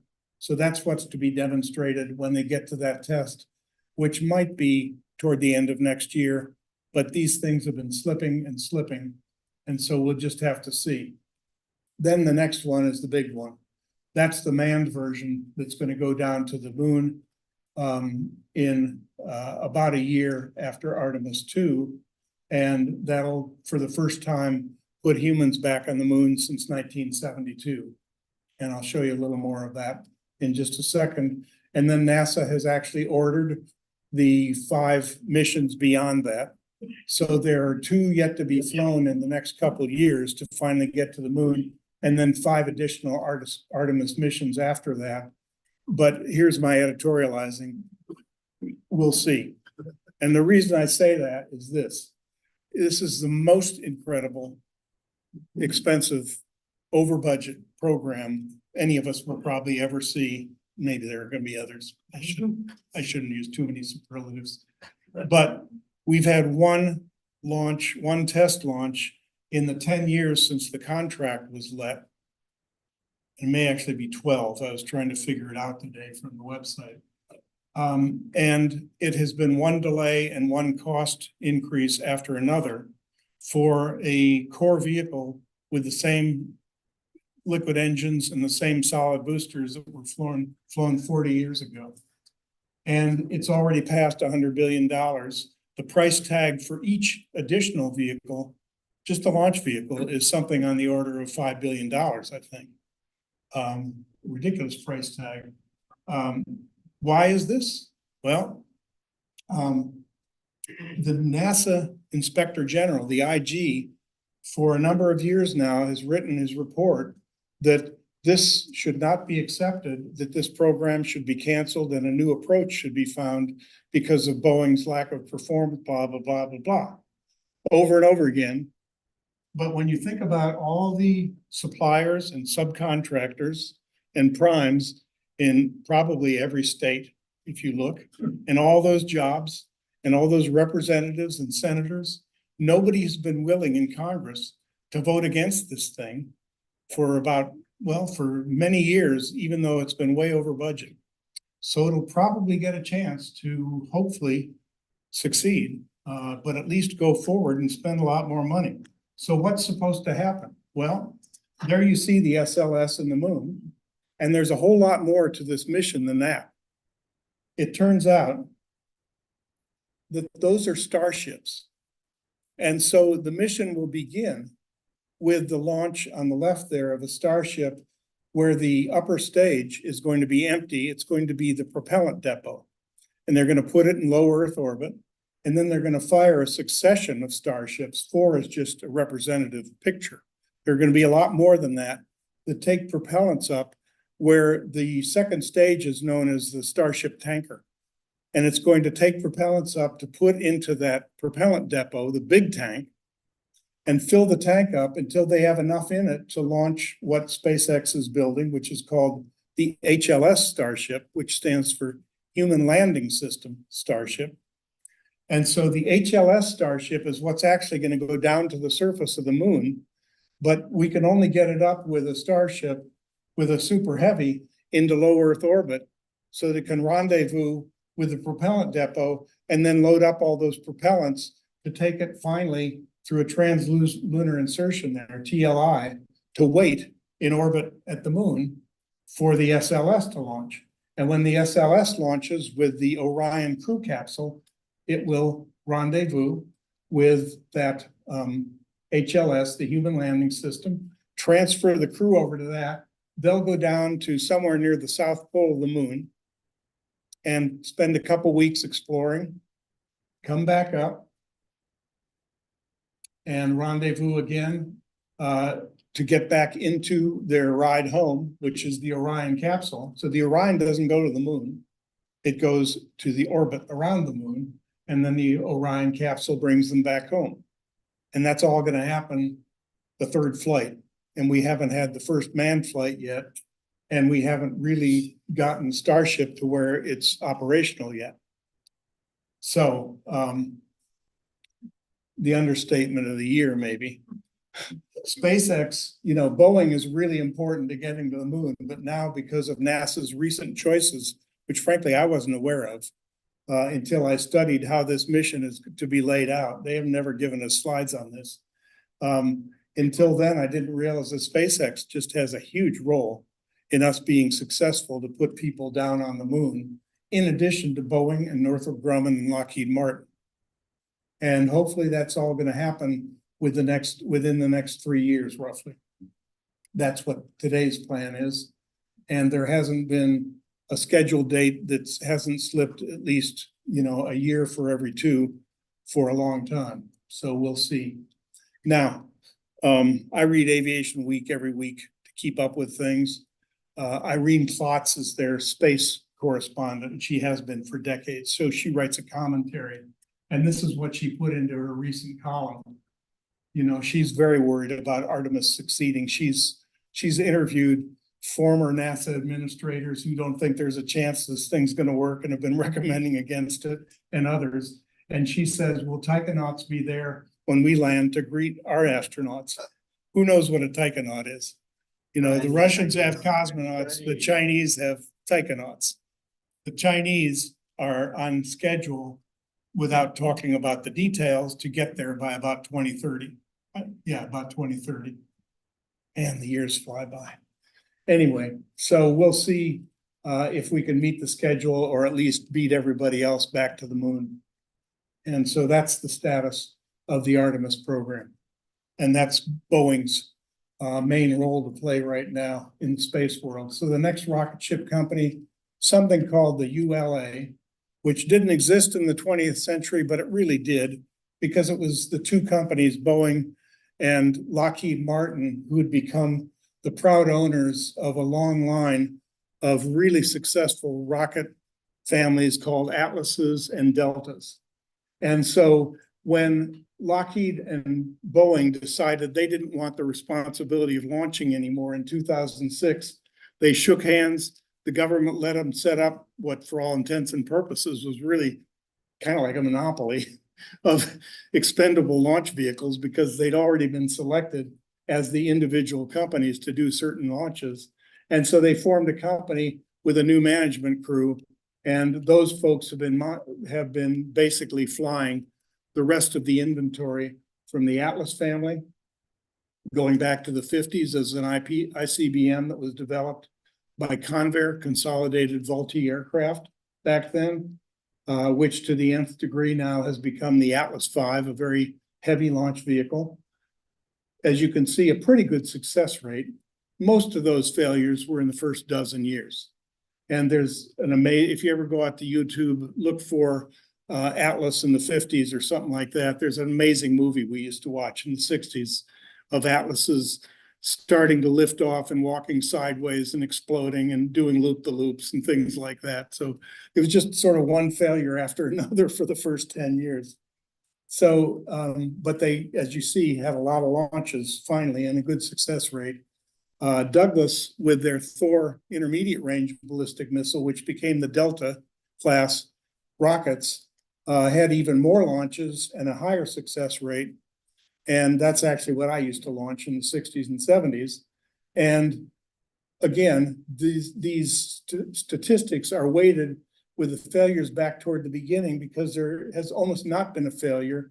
So ULA got set up with a company given a set of assets of 180 roughly rockets that had already been produced and proven. And not surprisingly, for 158 of those over the last, what's that work out to, 18 years, there hasn't been a failure. So they're a great company to do that, except that's a good way to go out of business. Expendable, you see the word up there, is not exactly what you want to be with a launch vehicle anymore, because that's not the new way to do it. But they have this inventory left with an order book that has, I think, about 13 launches left to do. At any rate, a few years back, they decided to worry about their future, came up with a new idea. It's called the Vulcan. There's actually a picture from January of the first successful launch of the Vulcan Centaur, which actually had been developed to where it could have been launched a few years ago. But they decided to acquire the engines from a different place named Blue Origin. This other rocket billionaire company we'll talk about in a second is in the business of building liquid fueled engines, and some really nice ones, it turns out, except that they were late and late and late. So they kept holding up Vulcan from being able to fly until January, when they did these two Blue Origin engines, 500,000 pounds, like the shuttle main engine, like the Raptor engine on the Starship. They're all about the same class. They worked great, 1,000,000 pounds of thrust. Unfortunately, the lunar lander that was supposed to go into an orbit to get to the moon had a propellant leak. And so the payload failed and came back in. But the Vulcan and the Centaur, the first and second stage, worked perfectly. So they've proven out their rocket on the first try. But, and this, if you follow aerospace companies, won't be a surprise. It turns out that because of the status of ULA as having this captive contract for all the Atlas and Delta rockets, it was known that they had to figure out a future, and they weren't. And so Lockheed Martin and Boeing, their owners, they never were a public company, have been trying to find a buyer for them for a number of years.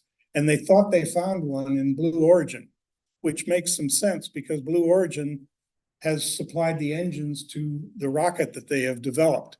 So it's kind of like they already worked together on that. On the other hand, it turns out that Wall Street Journal said in December, it had been expected that something was going to happen in 23, but there were a couple bids and then nothing happened. And so their value's going down as Falcon 9 and Starship keep succeeding. And they're thinking maybe if they can't get one of these companies to agree to pay enough for them, they'll go out with an IPO. I'm not sure why they would do that at this point with only one rocket ship in the Vulcan that's actually more of a medium class vehicle than anything approaching. It's not even as much as a Falcon 9. And so it's not clear what their future is going to be. They've been known to be up on the sales block, and so we'll see what happens.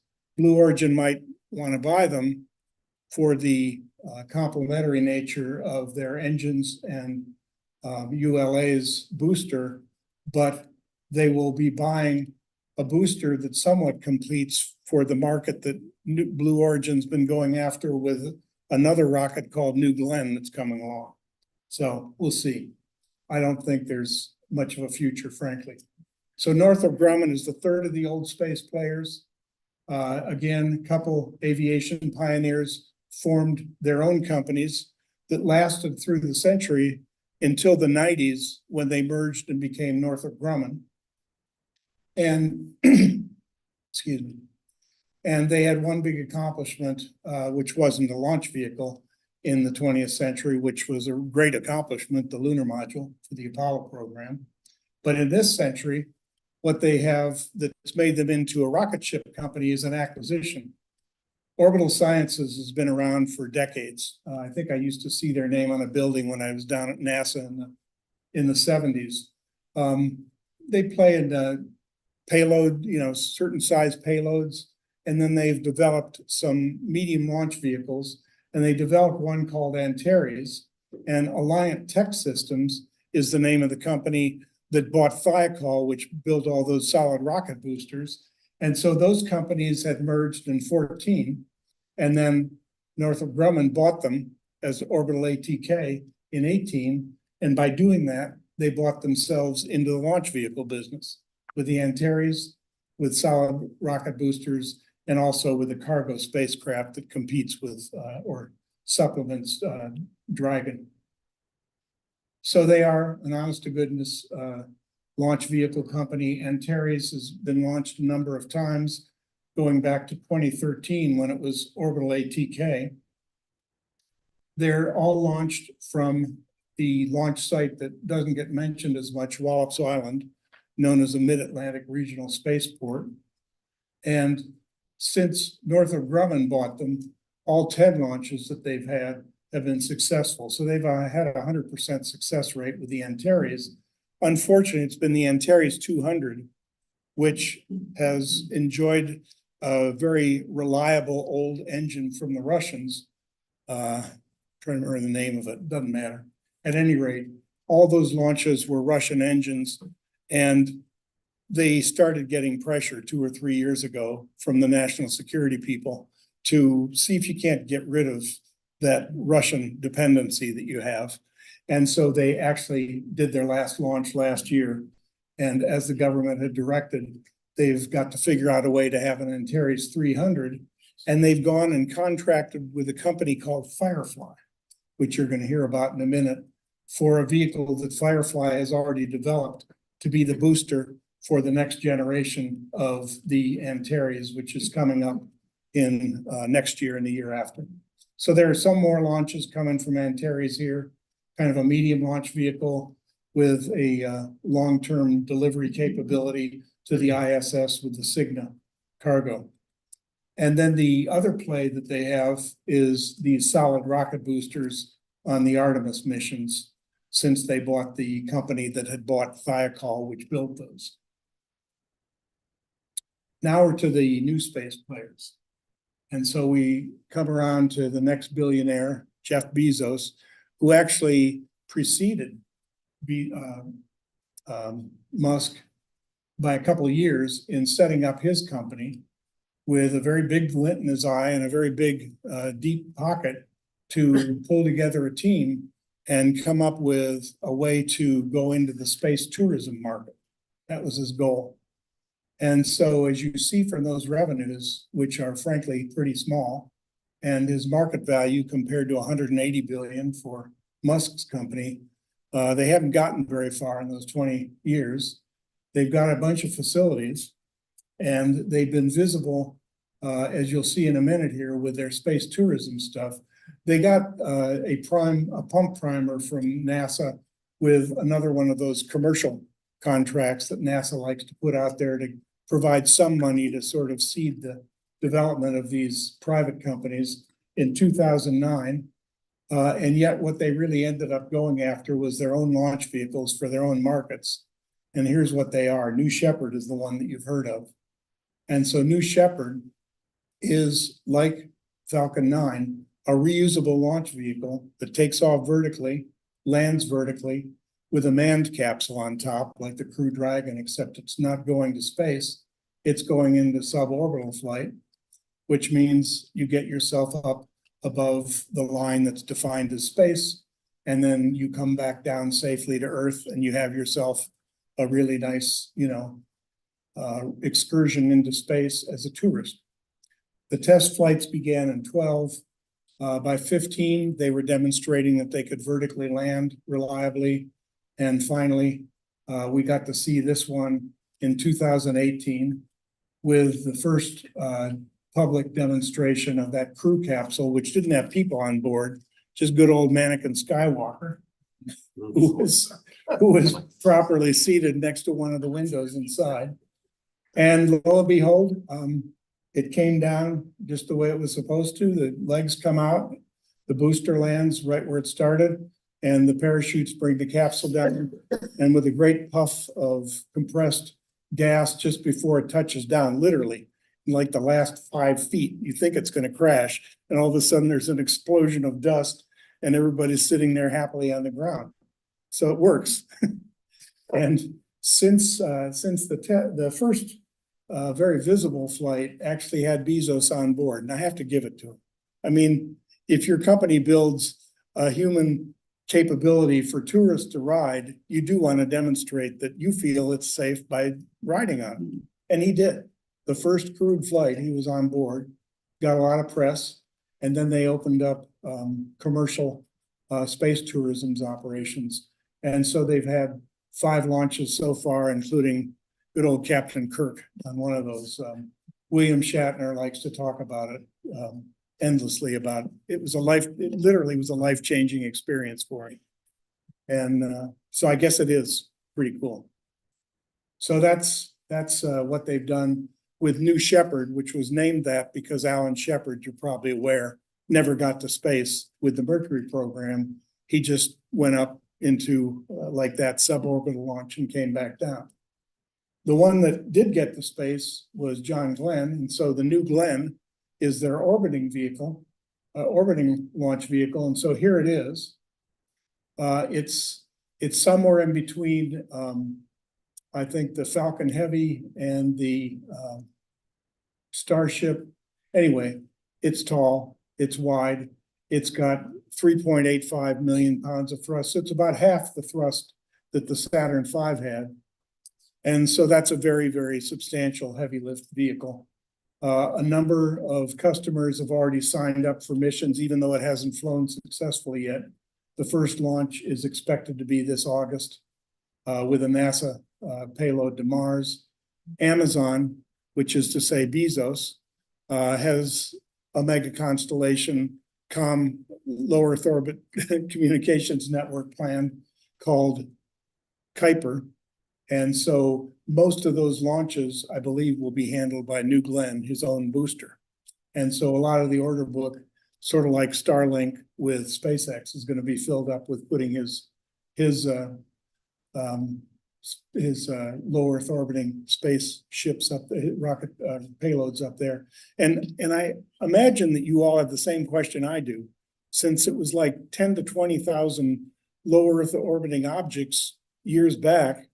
And now Musk has put up 7,500, and OneWeb is putting up thousands of them.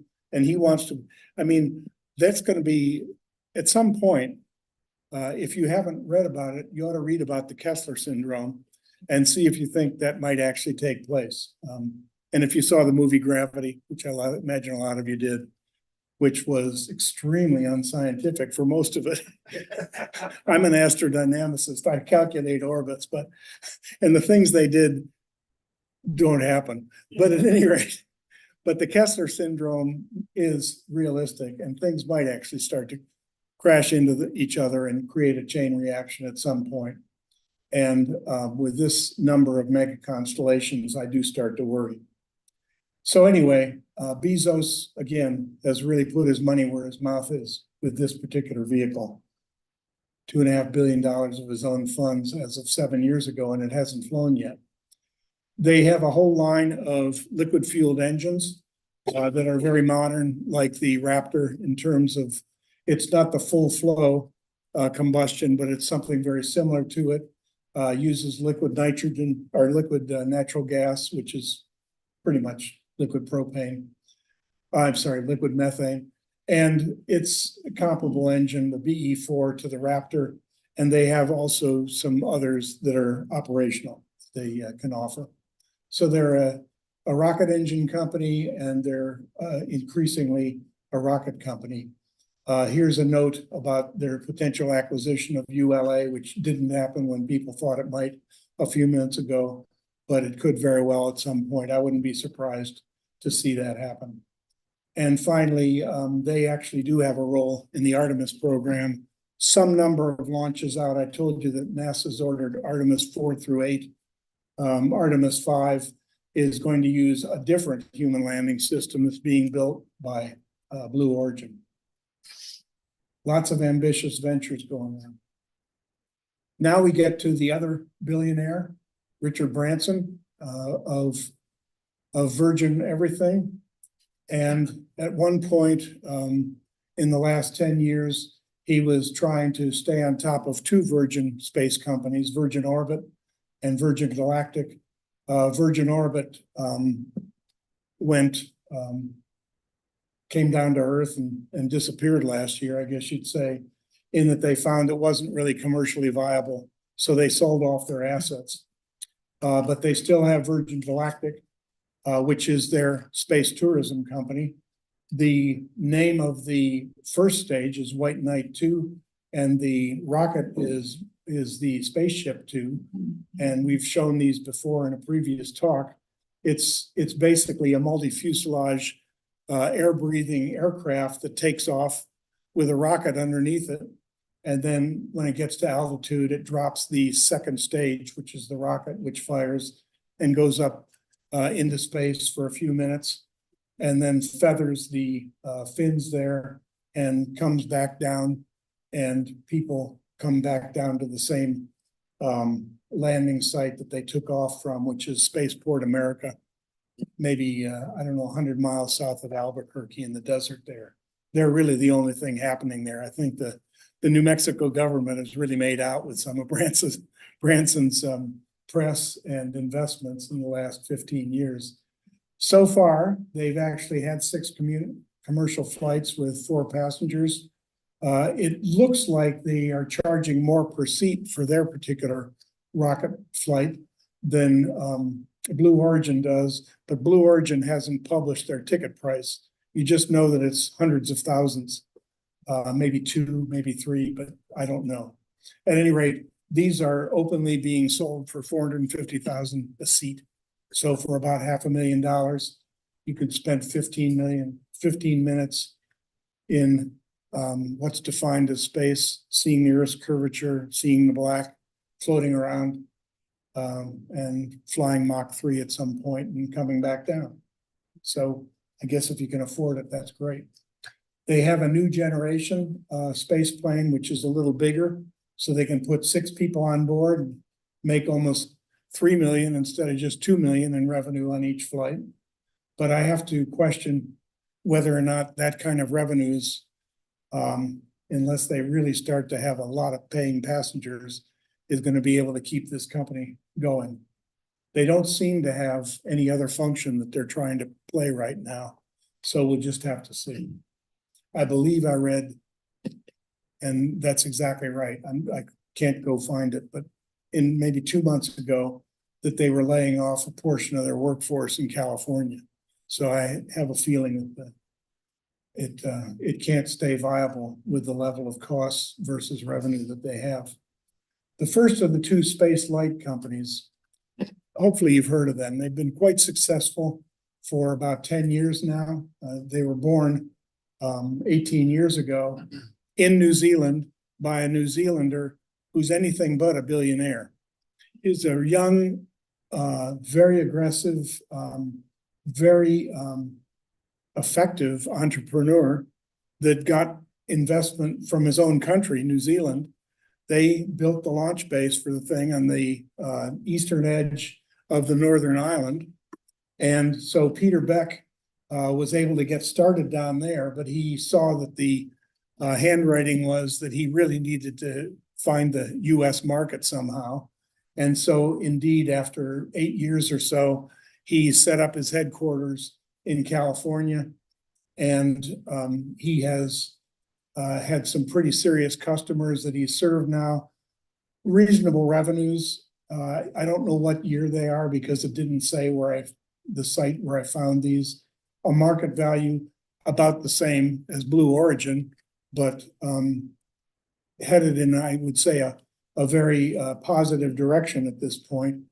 And their focus, as I said earlier, was on small sats, on the lower tier customers, and also on building buses to distribute these, into the proper orbits and launch services. They did get a DoD contract a dozen years ago to to look into just what it is they wanted to do, CubeSats. And in fact, they've actually served the national security community with some of their launches now with that.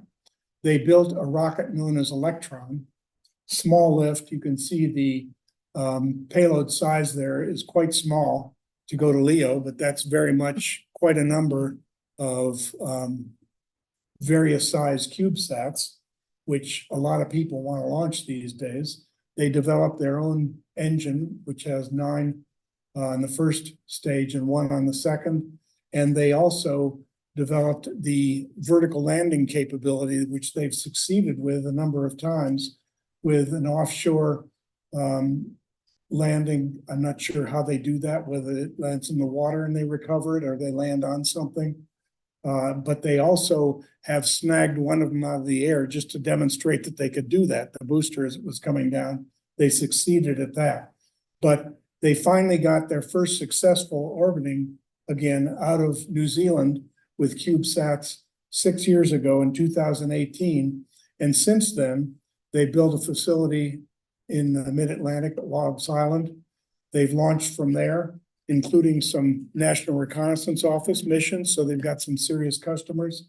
And they've succeeded with 7 ocean recoveries down in New Zealand so far. And they're planning, both with the new launch site that they're putting in, which is called LC3, you'll see in a minute, and a manufacturing capability in Maryland by Wallops Island to be able to do the vertical launch and recovery in the ocean off Maryland very soon. And the way they've been going, they've succeeded at the things they've tried. They've upped the ante with the next generation booster that they've developed. It's got more than an order of magnitude higher lift capability to low Earth orbit. It's again going to have a first stage ocean recovery. And it's focusing on that mega constellation market. So they see all these Kuiper ComSats and Starlinks and OneWebs and so on. And they're looking for others to decide to put up lots and lots of small sats. And they've developed yet another engine for this and come up with a vehicle called Neutron that's comparable to Falcon 9, except that that's an artist concept. It hasn't actually been completely built and demonstrated yet. They're going through the steps. They say they're hoping to have the test launch by the end of the year, but we'll see. And the final one of the 7 dwarfs is Firefly. Just curious, anybody heard of Firefly? There we go. Somebody's paying attention. Firefly started in 2014, and the main entrepreneur investing in it, I don't remember his name. He's Ukrainian and a real go-getter. And he put a lot of money into it. They had a very aggressive plan. He started it as a US company. Aggressive plan to launch their rocket called Alpha by 2016, but a funny thing happened. And it wasn't actually that funny, and yet you may enjoy reading the Wikipedia page on it. It's just too long and too involved.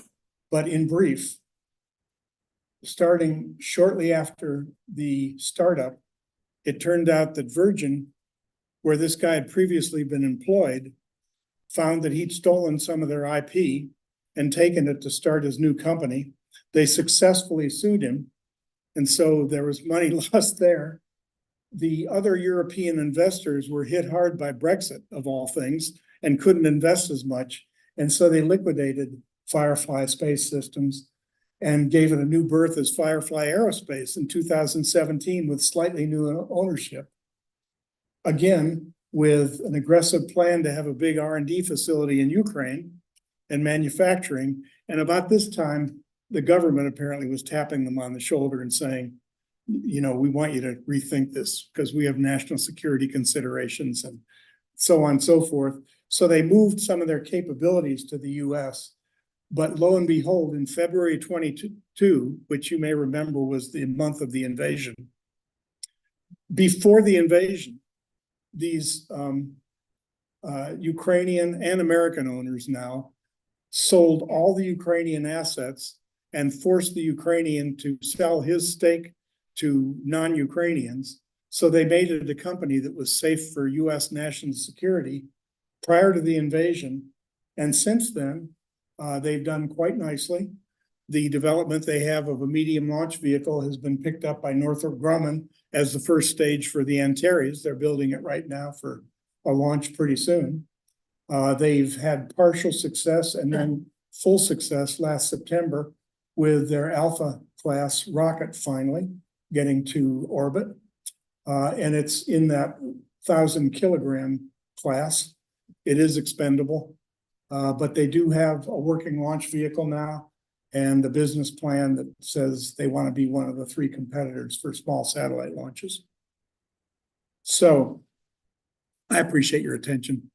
And I'm going to finish now. So that's the 7. 2023, I'll remind you, was that record-breaking year where the US set a record for the most launches by any country. The Russians had it back in '82. 96 of the 116 were Falcon family, some Falcon Heavies. Most of them were reused Falcon boosters. And the other 20 US launches, incidentally, if you look at the list there, was 6 of those 7 companies I just talked about. So they're all viable rocket companies right now as US launch companies. The one that isn't on the list there is Boeing, and Boeing had better succeed here this next time around. So in summary, the huge price advantage that SpaceX has is the one that's really sweeping the market, and Starship's coming next. The Russians, who I haven't mentioned much previously, I mentioned a total of over 1,400 Atlases and Deltas that we've launched with something like an 85 to 90% success rate since the 50s. Well, the Soviets have this Soyuz vehicle, which has been launched over 2,000 times since 1966. And until very recently, it was the leader in everything. And now it's just been overtaken. It's really old news finally. And so the Russians had the most reliable, longest standing thing. Now the US, in terms of price competition, even for seats for crews, is just overtaking the Russians. And so we'll see if they get anywhere in the future. But the fact is, what we're going to see in the future, probably before too long, is some real competition from the Chinese probably. And the Indians are successful and aggressive with multiple different launch types. That's it.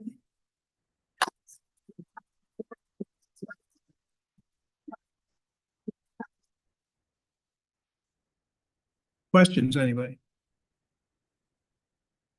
Yes.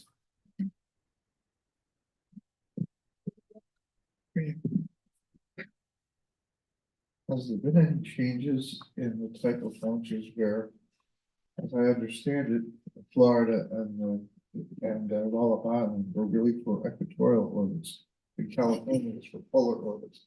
You had mentioned one of the companies had military contracts to launch from Walla. And the question is, have there been any changes in launch? Yeah, changes in. No, not that I know of. I mean, the reasons are simple. Orbital mechanics and safety that say you need to go north-south for polar orbits. You can't do it safely launching out of the east coast of the US without going over land some before long and dropping your booster possibly. So that's what made East Coast launches, which are preferable because the Earth's going that way and you get that extra momentum with a launch. And you don't when you go into a polar orbit. But, and California has this wonderful sharp turn, just what people think of as north of Santa Barbara, but I lived out there. And if you go through Santa Barbara, you find that you're looking at the sun when it's sunset as you drive along the coast. You're thinking, wait a minute, I'm going north. No, you're going west. And there's a little point of land, and that's where Vandenberg is. And they launch to the south, and there's thousands of miles of ocean for everything to fall down if it's going to fall down. So that's why they were there in the first place. Wallops, let's see, the first polar launch since maybe ever was done. It didn't get a lot of fanfare a couple of years ago, and I watched when that happened out of the Cape. Okay, and so they have to do a dog leg. You have to go out so that your launch azimuth won't carry the momentum of a booster that might have to be destroyed over land. So you have to go out a ways, southeast, if you will, and then you can turn south. So you can't get as much energy either by using the Earth's rotation and you also have to waste some to do that dogleg maneuver. But they did a polar orbiter launch a couple of years ago out of the Cape for the first time. And as a person who used to work at Vandenberg, I thought, uh-oh, is this the beginning of the end for Vandenberg? But Vandenberg does about half the launches that either the Cape or Canaveral do, and they're not the same thing. I mean, one's the military and one's NASA. So the lion's share of launches are out of Florida. And as far as I know, nothing's changing with that.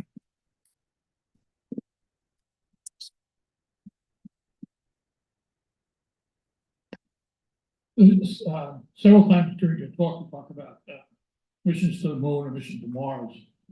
One of the things I don't hear much about is crew safety en route. I mean, in particular, things like the CME, coronal mass ejections from the sun could really give you a bad day in space from that. Yeah. I don't hear much about it, Jim. They have these much publicized, Mars colony missions where they go out into a particular place in the desert and they have, their Quonsets built and they plant things and they live there for 6 months in isolation. They do all these things as if we knew what we were going to do. And I don't know, we can all read about the problem, and I have never read anything that says they've come up with an approach to an answer other than having on the spaceship, the crewed spaceship, a place with extra shielding for them to hunker down. Literally, this is what I've heard. If something is coming, we'll know about a CME before it comes, but it's not the only. The risk is simply there all the time from cosmic rays. And there isn't any question that there's, genetic mutations from that. And so every astronaut that decides to do it knows he's signing up for some damage. But frankly, airline pilots are aware that they do the ones that fly a lot above 30 or 40,000 feet, and get many, many chest x-rays every year from that. There's a risk. And it's correlated to some cancer statistics, from what I understand, even for high altitude, airline flying. They don't talk about that one at all. But yeah, there's a real risk en route and while you're there. And I don't know that they've come up with anything other than we'll look for the volunteers that are willing to accept that risk and we'll do what we can to mitigate it. And I have to believe that there are plenty of studies trying to figure out how to mitigate it. Yeah, I just don't see many of them. No, I don't know if I don't think they probably want to talk about it a lot. To me, that's the big the big question about interplanetary flight. Killing each other too. The people who fly the aircraft. They, like the pilots in the commercial jets. They're well under, they're protected from the element. Right. Which you absolutely do not have when you go at 300 miles. So. And the danger there is kind of minimal. The joke going around if you're 3 Mile Island was people who left the 3 Mile Island area and flew to safety were exposed to more radiation than those who stayed at home. Just because of what you. So that was somebody who knew what they were talking about. Yeah. Do you guys, about the spaceweather.com website? A lot of people probably look at that for CMEs and stuff. If you search on that they have a regular feature where they actually show altitude regimes. And they actually, if you want to go into it, you can drill down and see over the next week how many flights are going to be 30,000 to 40,000, 45,000 and above, and so on, because they all have a different hazard level. Hi,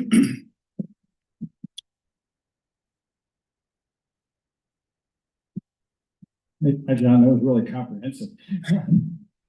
Yeah, once I tried to figure out, should I just tell them about the first 3 and come back for part 2 with the next 4? Or should I just talk about SpaceX for an hour? And no, I appreciate your patience. I really do. The question I volunteer at Wallops Island, and the question I always get from people who think about this at all, they ask me, I think it's a really good question. Is it wise, in your opinion, because you're giving your opinions, not NASA's opinions, to have the US space program pretty much,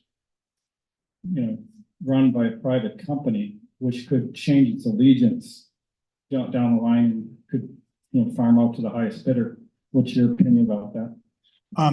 Tell me exactly what you mean. What's Let's your say example? that Elon decides that the Russians want to pay more money than the US for his rockets, and all of a sudden allegiances could change completely, and he's dominating all of the space program now. Or he remembers he's really South African and decides to do all the polar launches around the South Pole. I think we've all, all of us who grew up during the beginnings of the manned space program always felt an ownership of NASA. It belongs to everybody, and the accomplishments of the whole US. And that's the question, the basis of the question that people ask me, it doesn't seem like that anymore. It's owned by these young people that work at SpaceX.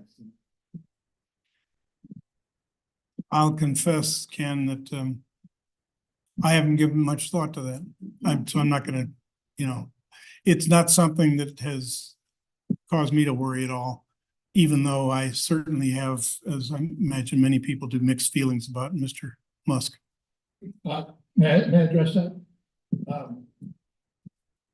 I worked at Washington for 35 years, so we got involved in government contracts. The issue that you raise about the stuff we want to protect going overseas, all of our technology exports are controlled and have to be approved by a federal agency. And the definition of a technology is not just the hardware, but the hardware, the software, and all the information associated. So a person who has knowledge, of US technology that goes to another country is technically considered an export. And when he's overseas, or she is overseas, they're not allowed to talk about that technology unless it's already been out in the open market and has been approved by the US government. So there are laws to protect private companies from going to foreign countries. And I think that incident where you brought about that stuff being forbidden to go to Ukraine, that was probably caught by the government. It used to be done by DOD, now it's done by Congress, but it's still under federal control. Yeah, the terminology is the ITAR in the munitions list and dual use. When you're in an aerospace company, you get used to living with those, especially since I was doing GE Aerospace's outreach to the Asia Pacific and to Europe for a while. I had to be particularly careful because I'd done all this national security stuff. So, all I can say is it's probably like everything else with human beings. There are going to be those that attend to the things that they're supposed to, no matter how many regulations there are, and know where to step back from risk. And there are going to be plenty that money is going to change their mind some. Maybe one of the things that we don't need to worry about is if a guy's already a billionaire, maybe at least we know he can't be swayed by that. You know, seriously, I mean, that particular man is doing everything else to use power in other ways because, you know, he's got the, well, and he's using money as a lever to grab big pieces of power here and there, like buying Washington Post, and, you know, they do that. Suppose the truth of the matter is the space program has always been run by a lot of private companies, but there's been a lot of competition, and this is not competitive space anymore.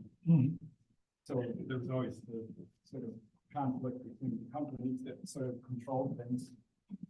Cost. What I found is, what I found, my experience is, the government doesn't want to eliminate all competition, but it recognizes that it needs to limit the amount of competition to a certain extent. And that's a very fine line, and it's done on a case-by-case basis.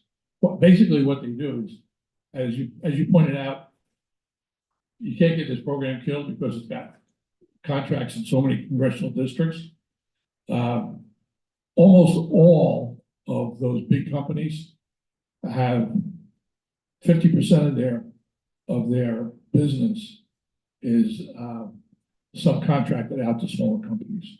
And for every contract you get with the government, there are quotas, if you will. And they don't call them quotas, but they're quotas, okay, that say how much small business, minority-owned business, how much outsourcing you have to have and all that, so that there's still some level of competition. But as you said, you got it down to 3 big ones. That's kind of where they like to be. Any questions? Anything from YouTube, Louis? There is no questions from YouTube. Okay. But there are 10 people enjoying it. I know you touched on it in the talk a little bit there, but I know you were speaking of how some NASA engineers are cautious about Artemis and the refueling and the multiple launches. And I'm just trying to figure what your opinion was on whether or not that program is a bit too ambitious for what they're trying to do with, I mean, essentially everything. Like, we've never done unmanned refueling in space. We've never had multiple transfers with different companies that were doing things like these are all private companies that come together. Like, you think there's going to be any problems that you run into, and is that going to affect the timeline, at least in your opinion? The last part's the easiest to answer. It will affect the timeline. And there are risks that they know that they're having trouble mitigating, and they have some that they'll discover when they try to do it. That's just the way all these programs go. So those problems will arise. Docking, rendezvous, transfer, those things aren't going to be a problem. You know, putting yourself in exactly the right orbit, those things aren't going to be a problem. But there'll be some other things that'll come up, I'm sure. I mean, the surprise to me has been that having launched this aggressive, we're going to have, and this is the way it was said during the last administration, a woman and a minority on the moon by 2024, when Vice President Pence, who was head of the Space Council, announced it, I think in 2017 or 18. I mean, for most people that have been around the industry for a time and know how it goes with big projects, where the booster wasn't working, they didn't know about the crew capsule and how that would work. They didn't know how they could do the landing. They were talking about having something first called a lunar gateway, which was way too ambitious. Then they called it a gateway. In order to do what they're doing now, they had to abandon temporarily the idea of a gateway because it would have pushed everything out a couple of years. So they've come up with an approach that looks on paper like it can get there in the time frame that they originally said would be 25 for Artemis 2 and 26 for on the moon in 26. Now it's more like 26 and 27. So we've, in the year or so since they last said that, they added another year on. And they've changed the approach in order to not have to wait for that thing called the gateway to be built. They had a slimmed down version of the gateway that was going to be just enough to refuel before they went down to the surface, but then they didn't have the vehicle to go to the surface, so they had to come up with the human landing system, which was a new idea just a few years ago. If I fault anything, it's that they didn't have a long, hardened, mature concept that, anyway, I shouldn't say that. They're doing something very ambitious, and this is the latest way they plan to do it. And I think there are a bunch of things that could delay it. I didn't tell you this, but one of the articles in Aviation Week was an interview with Mike Griffin, I think is his name, about 3 NASA administrators back under Bush W. He was a NASA administrator, and he's been giving very public interviews lately where he's very making it clear he doesn't believe that Artemis can possibly succeed, and saying how he thinks it should not be done. So where the NASA IG couldn't slow anything down or change it enough, he's trying to do it himself as a former administrator. So there are plenty of skeptics. Yes, sir. I think maybe one more question, this last question.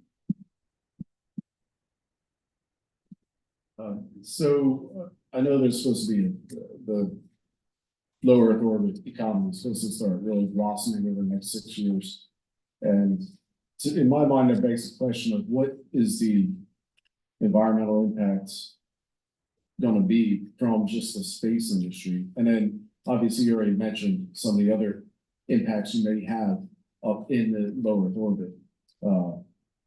What is because it's not just carbon we're talking about, there's other aspects to this environmental impact up in the atmosphere, isn't there?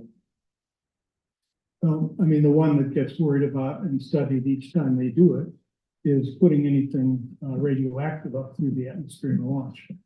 Those, they study the heck out of those before they authorize them, and we do them all the time, RTGs. And they take the number of pounds of whatever it is, plutonium or cesium or whatever it happens to be, and they assume the worst possible disaster at the worst possible place with the worst possible atmospheric circulation of the material, and calculate how many added cancer deaths there will be over the next 500 years, things like that. And they have a committee then that looks at the numbers and decides, is that an acceptable threshold? They had it off by an order of magnitude for the Saturn Cassini mission for a while back in the 90s. They'd miscalculated. It looked like it was going to be an order of magnitude worse, and they couldn't possibly do it. And then they figured out that they'd done the math wrong, which happens. And then the problem went away because it went below some threshold when they corrected the math. So there's a lot of math, there are a lot of calculations. I mean, if your question is like I get from my wife, now that we've screwed up our environment, are we going to go screw up the environment out there too? Well, I mean, no, you're not asking about space. No, you're asking about on the way up the atmosphere, right? And what we're putting into the atmosphere. Because we're going to have launches multiple times over 365 times a year. What's the impact going to be on the whole ecosystem you're looking at? Well, understand, last year's launches were something like 330 for the world. So it's like a launch a day almost now. Right. And that's up quite, I'll bet it's double what it was 10 or 15 years ago. I mean, things have really picked up. But I'm no chemist. But I imagine it wouldn't be hard to do some worst case calculations of all the different chemical effluents from all those different booster stages for those many minutes and that many places with blah, blah, blah, and all the assumptions about winds and everything. And I imagine that it's not anything like the problem that we have with CO2. in terms of actually impacting our environment in a significant way. Not saying it wouldn't be a local problem for some places, maybe, but I don't even know that. I mean, I can't imagine that the Florida governor and his board of tourism and everybody else that likes to talk about the Space Coast, since 2 out of 3 of the American launches are probably going on down there, or maybe 3 out of 5. And the number is going up every year. I imagine they've looked at that and looked at the byproducts. But I mean, if you have a liquid oxygen and liquid hydrogen first stage, you don't have any problem at all. You get some water vapor and who cares, you know? And we all know that methane's a big problem with climate change, but there's a whole lot more of it coming out of, you know, leaking fracking wells and stuff like that. And we're ever going to be able to do launch sites, in my opinion. But I, you know, like I hope all of us, I do trust the government to be smart enough to address these questions. I mean, I've been in an agency where an environmental impact statement had to be written for a particular thing. So I know what I know what kind of language people use when that order comes into them and how they feel about it. But I also know how they spend the next 2 or 3 weeks putting their heads down and making sure they get everything right so that they can defend it and they answer the questions. If the question has a bad answer, once in a while, I guess that leaks through. I mean, the question then is, do they really enforce the things that they're supposed to be regulating? Yeah, we're way off base here. Good questions. I think we've reached the witching hour, so thank you very much.